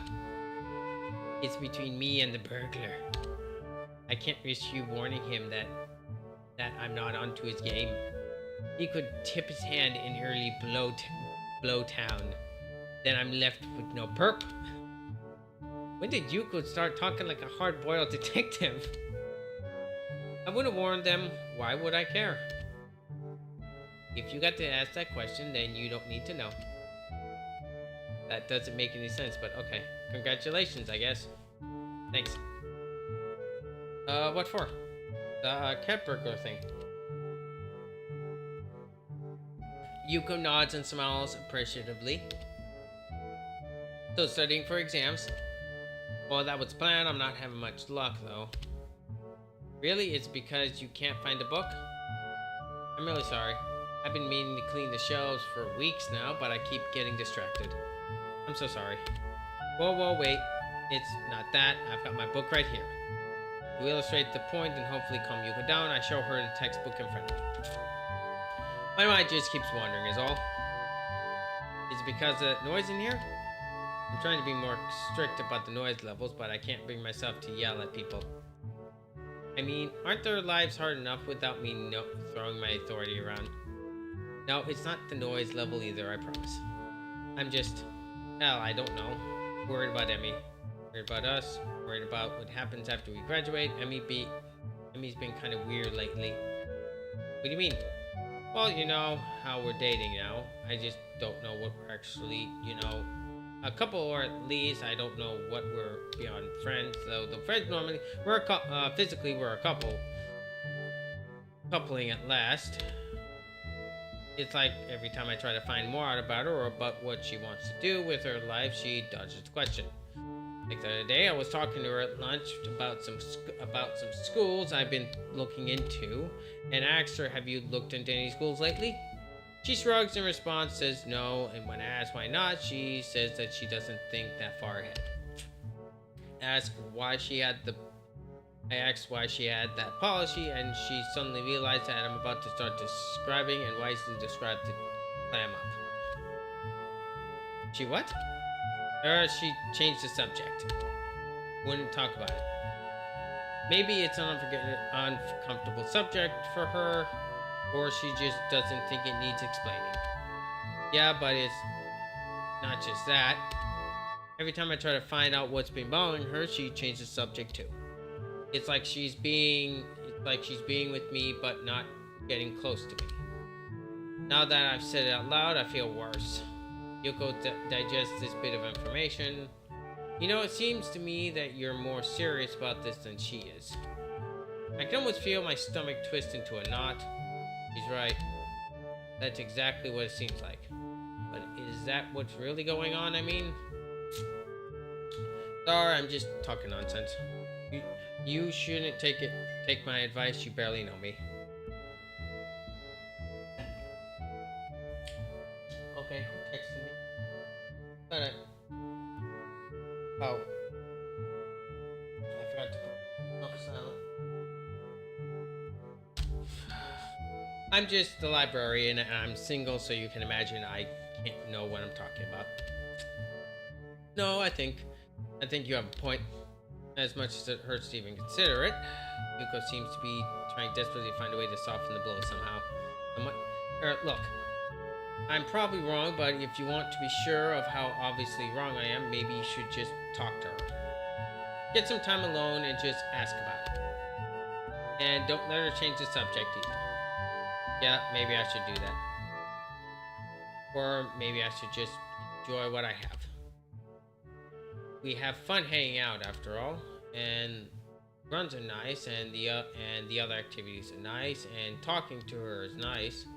Do I really need to get closer to her? What I've got right now is pretty good. But that's silly. I want to get closer to her. I want to be able to help her out with whatever is bothering her. But maybe I should wait until after exams are over. Maybe she'll brighten up once the stress is past. If she does, then I don't need to worry about it anymore. But if she doesn't, well, cross that bridge when I come to it. I thank Yuko for her advice and head back to my room. Maybe I'll be able to concentrate more on my studies there.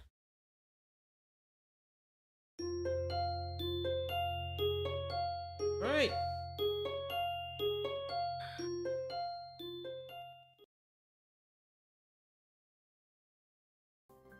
I leave the room after finishing my final exam and breathe a sigh of relief. And as I'd hoped, the exams weren't so bad. I managed to breeze through just about everything but the English final. And even that was acceptable. Oh, excuse me. I wonder how Emmy did. Even more so how she's doing. She looked terrible at lunch today. I mean, she's pretty happy to be out of the wheelchair, but she was so exhausted. Something's been wearing her down, and I'm starting to really doubt that it was just the exams. Should I confront her about it, though? My musing is interrupted by a tap on my shoulder. Hey, Hiso. Got a minute? Yeah, I've got some time. Nowhere important to be or anything like that. Moto raises an eyebrow if questioning my statement, then beckons me into the classroom. I wanted to get some feedback from you if I could. I know that this course wasn't quite up to your level. Don't worry about it, the science club activities more than made up for it. They did. Well, in fact, that's what I wanted to talk to you about. Do you think this was a worthwhile activity just for my own reference? Well, yeah, it was a great way to go further than we did in class. It was definitely worthwhile. Mother seems delighted in by my response. That's great, exactly the sort of thing I was hoping for. You know, Hiso, I'm glad you came here. It's always good to have a student who really gets into the subject you teach. In a way, it makes me dealing with the rest of the students more tolerable. You're a bright kid too. You took this stuff with a quick duck to water or some other such smile. Thanks. You were great help, especially with the college stuff. There's one more thing, Hiso. A bit of advice from a scientist to another. What's that? What does a scientist do? Observe the world around him. Exactly. Simple question, but one that most people can't seem to answer. That's the essence of a scientist, Hiso. We observe what's there and try to figure it out. But what if there's something you can't figure out? What's science to do if we can't observe something? How, for example, can we talk about quirks when nobody has ever actually seen one, or black holes when observing them directly is impossible? Well, scientific equipment's pretty advanced. O2 irritably waves away my response. No, that's not it at all. Those are tools. I'm trying to give you a philosophy. I think if you can't observe something directly, then how can you observe it? Yes. How would you guess the movement of a quirk? What is your guess based on? Of course, I should have thought of that earlier. Thing it affects. Motu claps his hand together excitedly and whoops. Yes, exactly, good. Remember that, Hiso. If you can't examine something directly, it's because you're looking at it wrong. You have to look at it differently if you want to uncover the truth, and if it eludes you, then look at what leaves behind. That's the essence of being a scientist. Never stop looking at the answer, never take anything for granted. Observe, experiment, and observe some more. There's a lot of stuff out there that makes no sense, Hiso. Your job is to get it to make sense. If nothing else, I hope you've learned that here. I think I can remember that. Culture smiles, satisfied. Good, now go enjoy your time off. You've earned it. Oh,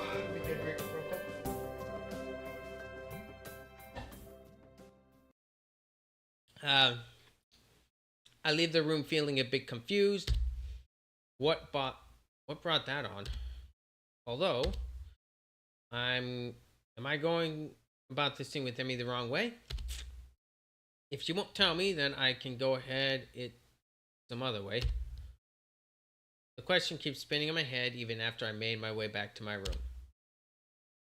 But if she gets angry about it, besides, but if it's nothing, if I go in and refuse to leave until she tells me what's wrong or something, won't that come off as clingy? I don't want to start a fight or anything or something like this. Maybe I should just drop the matter and see how she is tomorrow before I do anything. Would it be so bad to just let it go? Not like we don't enjoy each other's company, but odd as it sounds, I really want to help her. I don't even know what with or if there's anything at all she needs help for. I want to. Suddenly, a knock on my door rouses me. Oh no. I open to see Kenji. Oh, it's you. It's me. That's it. If you had any idea what I've been through, what I've done, you'd be happy to see me, dude. I mean, that was some epic you may never see me again shit. And here you are just acting like I went down to the store for some milk. You're a cold man, so I really respect that. Oh, thanks, I guess. It's a smart play to save, don't show any emotions. Keep your cards close to your chest. Unless it's time to show your cards or you have bad cards. Then you should fold or collect your winnings. Do you understand? Yeah, that makes perfect sense. I take it the mission went well? Whoa, woefully noisy of you, isn't it? You can't just go saying things like that. Things are a delicate stage. One wrong move and bam, the invasion succeeds. I thought you were going to blow a conspiracy wide open. Bigger than I thought. I need to update my charts. And probably change some of the puppets around. You want help? I got some whiskey from somewhere. You can fill me in on everything your investigation has turned up. Better not. I'm supposed to meet her today. Gotta go do that. Can't raise suspicion. Kanji nods, still keeping close to chest. Okay, I respect that. Good luck. Thanks. I'm just going to pretend for the sake of my own sanity that he's wishing me luck in talking to Emmy. And if I squint the whole card and I'd say he was talking about works here. Time to lay it all on the table. Or see if I can get Emmy to do so, rather. But since there's something approaching purpose, I head to Emmy's room. Oh. Hop up the stairs leading to her room and knock on her door. Who's there? That's odd. Her voice sounds a little choked. Hey, it's me. Thought I'd stop by. Come on in. I reach down to open the door, only to find that it's locked. More and more curious. Your door's locked. Oh yeah, sorry, give me a minute. In a few minutes, Emmy opens the door, grinning. Sorry, I had to put on my legs, I was napping. By her grin, there's something definitely off. Emmy's eyes are slightly red and it looks like she's been crying. Hey, no problem. Are you okay? Yeah, I'm fine. It's just that you look like you've been crying. Hey, so you're off to a great start on this one. No, I'm fine. I'm just happy to see you. He punctuates this with a long kiss that continues as the door slams shut behind us. I know that she wants to do it. Know what she wants to do now, and I'm also painfully aware of how badly I want to do it too, but break the kiss with the wrench of self-control and nearly killed me. Hey, wait. Emmy eyes trickling confusion. Hey, what? Wait, what for? We need to talk. Isn't that supposed to be my line? And a never a good thing to say. Got a point. It's usually the lead into a breakup. Or the prelude to a fight. Maybe it can be a good thing this time. That's the hope anyway. Uh-huh. I mean, at least get on the bed. It's the first day back on these things, and I'm still readjusting. Plus, the nurse said I should be able to be on them less. Plus, the nurse said I should try to be on them less often, since running puts such a strain on them. Can't argue with that. It's a trap, we both know it, and we both don't care. Then again, it's awfully hard to get angry while in bed with the objects of your affection, so maybe there's that motivation too. I set Emmy's legs on the bedside and sit down next to her, throwing an arm around her shoulders. In silence, we just enjoy being able to be in this business again for a few minutes. Then, of course, I need to ruin it by opening my mouth. Look, I know that you've been having kind of rough time as of lately, and I want to help you out. I thought it was just exams getting to you, but I know I came to your room and you've been crying, and that kills me. But I can't do anything if you won't talk to me about it. Told you I'm fine. Oh, you aren't. It's obvious something's eating at you. You can tell me. You know. Lights increased tension in Emmy's voice. Why is my saying I'm fine not good enough? You're concerned, I get that, that's cool, but I'm fine. It's nothing that you need to worry about. Not sleeping and spacing out more than Rin doesn't strike me as being fine. I want to help. Yeah, I don't like seeing you like this. I want you to be happy, you know? Get the feeling that comes out wrong because Emmy fixes me with an icy stare. So you want to fix me, Hazel? He's definitely getting angry now. Want to swoop in on the wet charger and save the day.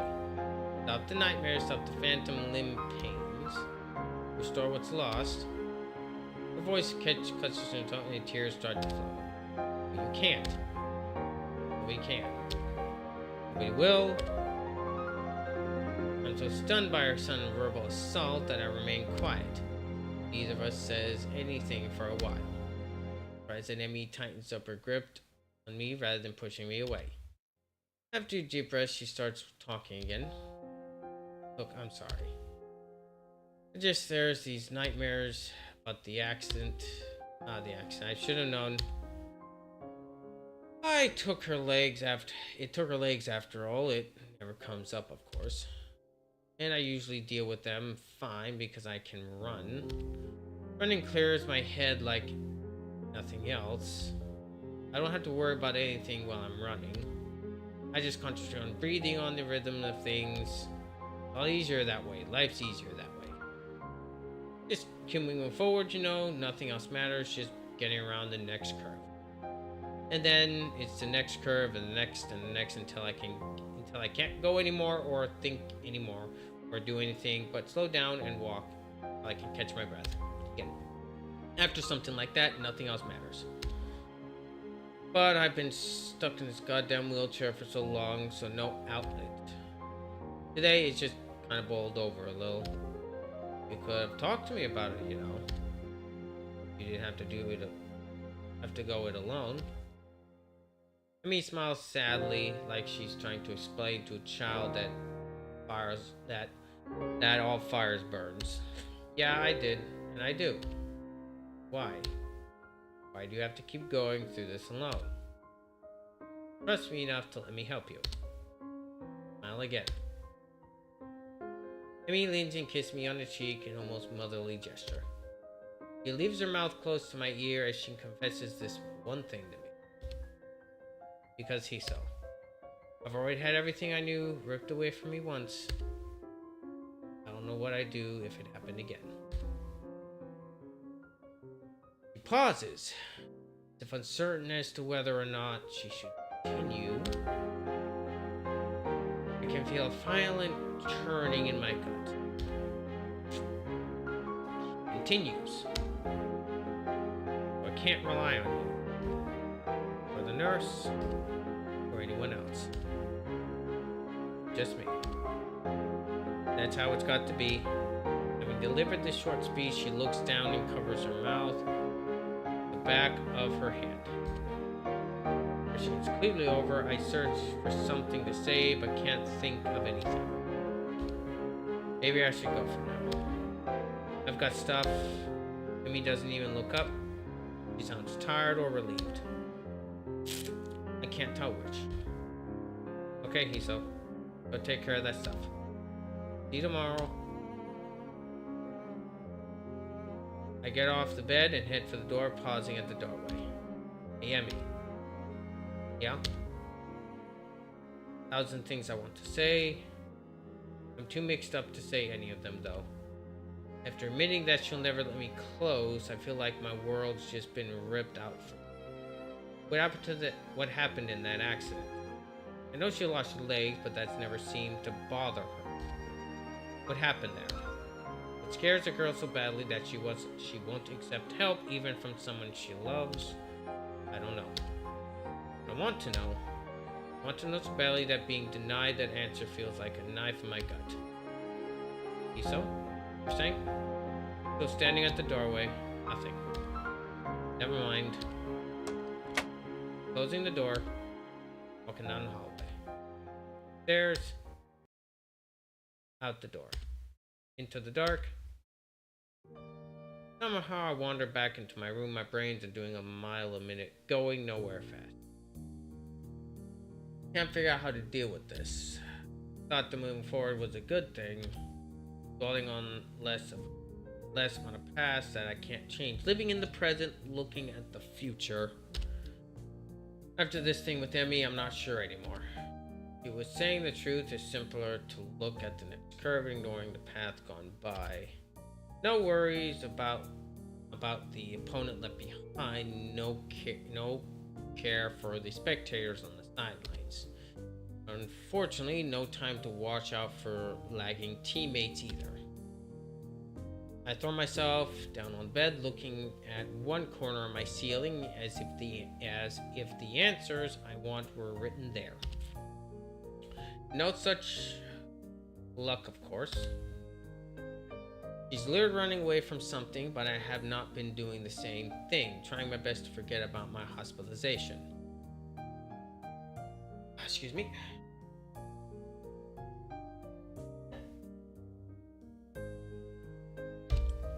I'm getting better at my health. I'm getting better, but my health isn't going to magically fix itself. Emmy has 2 legs instead of a heart to deal with, but those aren't going to fix themselves either. Maybe this is just as fixed as the both of us can get. The room becomes darker and darker until I can't really tell looking at a corner anymore. The morning comes too soon on the heels of a sleepless night. Is this how Emmy's been spending her nights? Staring at the wall or ceiling, trying to stop thinking about whatever it is. Here in my case, that clenched feeling in my gut is still there. Can't rely on you, words spoken so casually, almost like she were teasing me or chastising me for suggesting that Earth is flat. That's how it's got to be. The way it's got to be sucks. Feeling so miserable that I very nearly decide to skip the run. That would be stupid though. It's not something I should do just to see her. Just to see her. Sure, that was the original reason, but it's something more now. I'm started to enjoy the running myself. There are worse ways to get the blood flowing anyway. Never thought I'd say it after the first week or so, but I feel a lot better after a run. Like, no matter what else I do today, I've at least done one thing. Wakes me up too. And Emmy herself said that running always clears her mind. Maybe it'll help clear mine. I hope so. The morning is cool and clear, if a bit humid. Summer's making itself known, it seems. Emmy's already stretching out when I arrive, and he greets me with a smile and a wave. Hey, Hiso. The sight of her is so chipper, it's like a kick in the nuts. How can she be so happy after yesterday? I give a half wave and surprised receive a hug. Yeah, about last night. Here it comes. I wanted to say thanks. I actually managed to get some sleep for the first time in a while, and I think it's because of our talk. So thanks. How could she sleep better after our chat? Basically, she told me that she wouldn't get any closer to me, and that let her sleep well. Excuse me, but what the hell? Emmy either doesn't notice my befuddlement or chooses not to notice. No telling with her anymore. Oh, no, I'm glad it helped. Venom that threatens to drip into moisture is controlled for now, but I think I'd better start running before I do anything stupid. Emmy seems equally willing to get started, and before long, we're darting around the track. I can tell she feels more relaxed. Her running has gone back to more graceful movements I remember when I first watched her. Stark contrast to the most brutal way she's been hurling herself around the track these past few days. Talk really does seem to have helped her. Pity it couldn't help me. I get into the rhythm of running, thinking back when I couldn't afford thinking about anything else but keeping my breathing steady and legs moving. Guess these days are gone. At least for the first couple of laps. Annoyed at the lack of success I'm having with clearing my mind, I increase the pace. There's this burning sensation in my lungs, breathing coming ragged in my chest, and pounding in my heart, which I still need to be careful about. It does seem to have gotten stronger. I can feel pumping blood through my veins. The sound thumps in my ear, but instead of being panicked as I was in the days now, instead I'm filled with elation. Yes, it's working. My heart, the fatal flaw that landed me here, has improved. I'm able to keep going now, and maybe one day I'll be able to stop worrying as much. Right now, it doesn't matter that I have no idea what to do about Emmy and me. What matters is that my arms and legs continue to pump in concert with one another. Nothing else. As I hit the final stretch, I remind myself that running really does help, though not as much as I'd hoped. I do feel better as I walk a few laps to cool down, begin to remember last night in a slightly less emotional manner. Emmy wants me to stay distant from her. I can't bring myself to do so. Got to be aware around this some kind of middle ground I can reach. Not sure what that middle ground is, though. Damn, I was almost feeling optimistic. Nice run, Hiso, you really improved. Nice run, that's all I can hope for now, isn't it? Congratulations to you, you're pathetic. I changed my attitude. Well, you know, I'm pretty awesome. Yet I just keep saying things I don't mean. Any second now, I'll be as good at hiding my problems as Emmy is. I like to think so. Why does she do this to me? Say something like that with such a real affection in her voice that it makes my heart leap. She doesn't mean it. She can't. I must be doing a worse job than I thought because Emmy peers closely at me. Hey, you feeling okay? Maybe we should go to the nurse, huh? Yeah, I'd hate to keel over on you. Emmy looks a little shocked at my bitter tone. Don't say things like that. You've already done it once before, you know. Why does she act so affectionate? She doesn't really care. I thought she made that clear. Despite all that, I found myself apologizing, even though I shouldn't have to even thought she'd probably just put it on an act. Sorry. Come on, let's see the nurse. I can't get myself to calm down the whole time. Every time I feel like I've gotten over what happened last night, Emmy does something or says something that shows affection, and I'm back to the beginning. The image of her ending the conversation haunts me. Like the final twist of the knife that left me feeling bereft of any hope that Emmy and I could be more than just we are. What we are at this point. Really, it's not like I don't enjoy the time I spend with her, so the other day myself. I nearly don't even bring anything up with her, was just gonna hop in there and let her ride, wasn't I? Was this running through my head? I found myself in the nurse's office still brooding as she checks out Emmy. Emmy comes pounding out the door, gives me a kiss, and darts off to the shower as I assume. Meanwhile, the nurse beckons me into his office and gives me the ritual once over. Any problems today? Nah, I even pushed it a little harder today than I have in the past, and I seem to be able to handle it. That's uncharacteristic coming from you, Hiso. You've been hanging out with Emmy too much. She's rubbed off on you, and not necessarily in a good way. In the mention of Emmy's name, I can't help but unhappily spite in my efforts at control. Well, now that this is new, don't you think?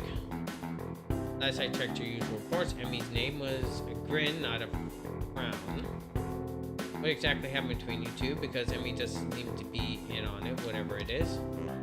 You look more relaxed than I've seen her in weeks, which is unusual for this time of the year. What do you mean by that? By what? For this time of the year, I keep trying to figure out what she's been bothering her, but she clams up as soon as I broach the subject.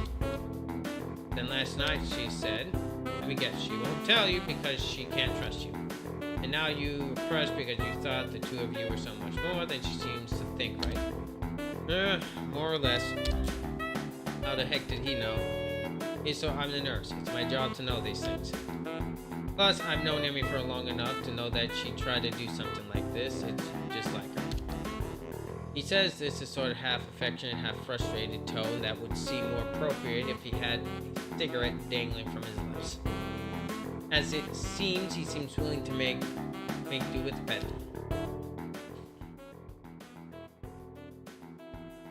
Look, you mind if you look, you mind if I give you some advice? Sure, why not? What if... excuse me.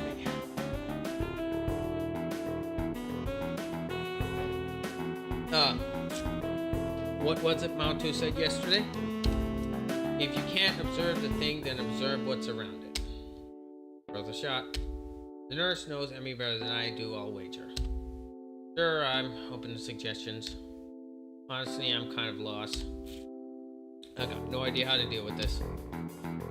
Never would have guessed. He grins while he says this. I think he's kidding. Look, here's the deal. Emmy is stubborn. You should know that by now. If you don't, then you're pretty observant, but I'm giving you the benefit of the doubt here. I'm so grateful. Anyway, if she's decided that she doesn't want to talk about what happened, then she's not going to talk about what happened. Has she said anything about what's been bothering her, even a hint? Well, she did say she's been having nightmares about the accident. Really, you're making progress, and that's good.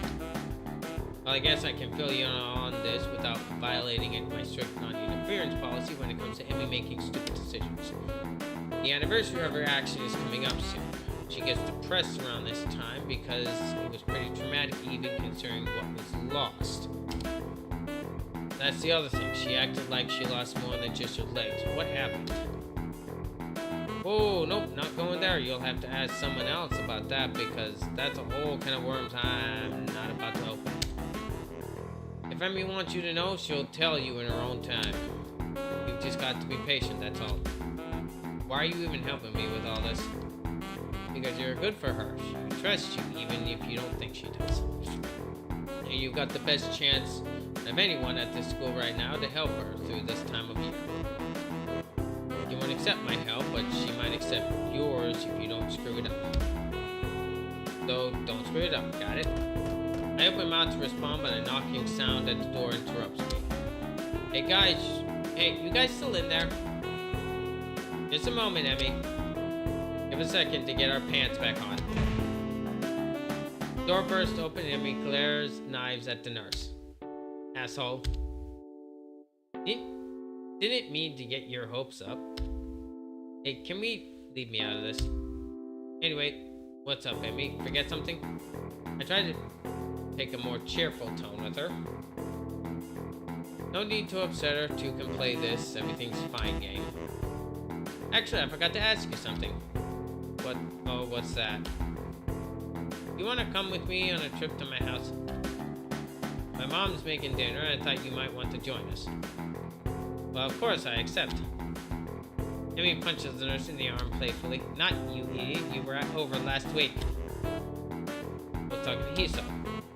Oh, how interesting. Meeting the parent. I'd love to go. Emmy, thanks. Nurse raises an eyebrow but says nothing. Great. I'll be in my room. Swing by after your shower and change into something clean. We'll grab the bus. Sounds good. I'll see you in a bit. This time it's me who leans in for a quick kiss before darting off to my room. What an interesting development. Maybe we're getting closer after all. Maybe Emmy's finally ready to open up a little. Or maybe she's just polite and And a free meal seems like a good way to apologize for last night. Great, now I can decide whether to be excited, nervous, or depressed. Settle for a combination of all three and hop in the shower. Uh,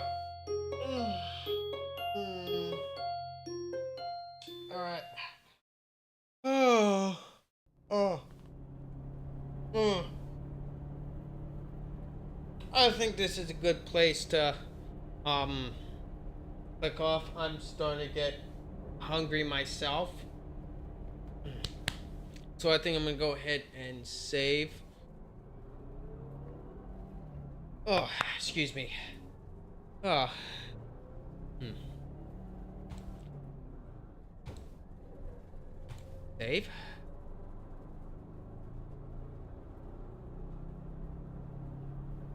Alright, return. Wait. Alright. Hold on. Back.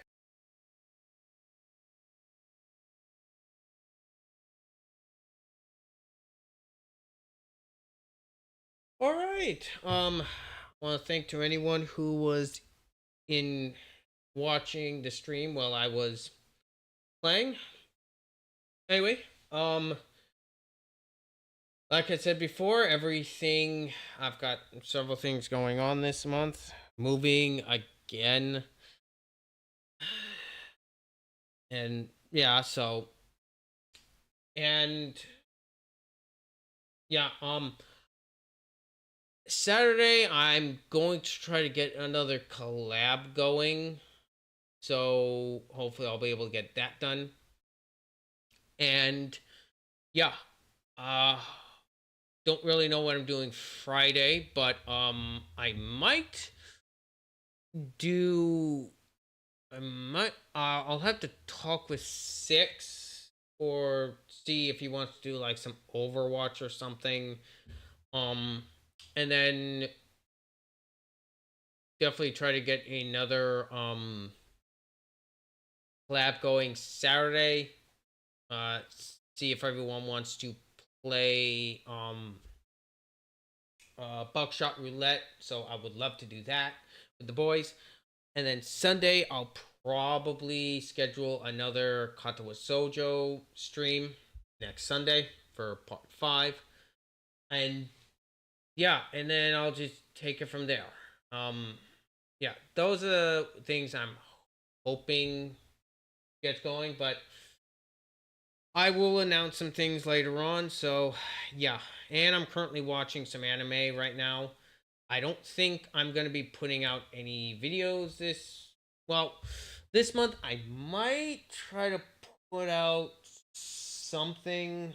I've I might put out another Studio Ghibli review, but I don't know.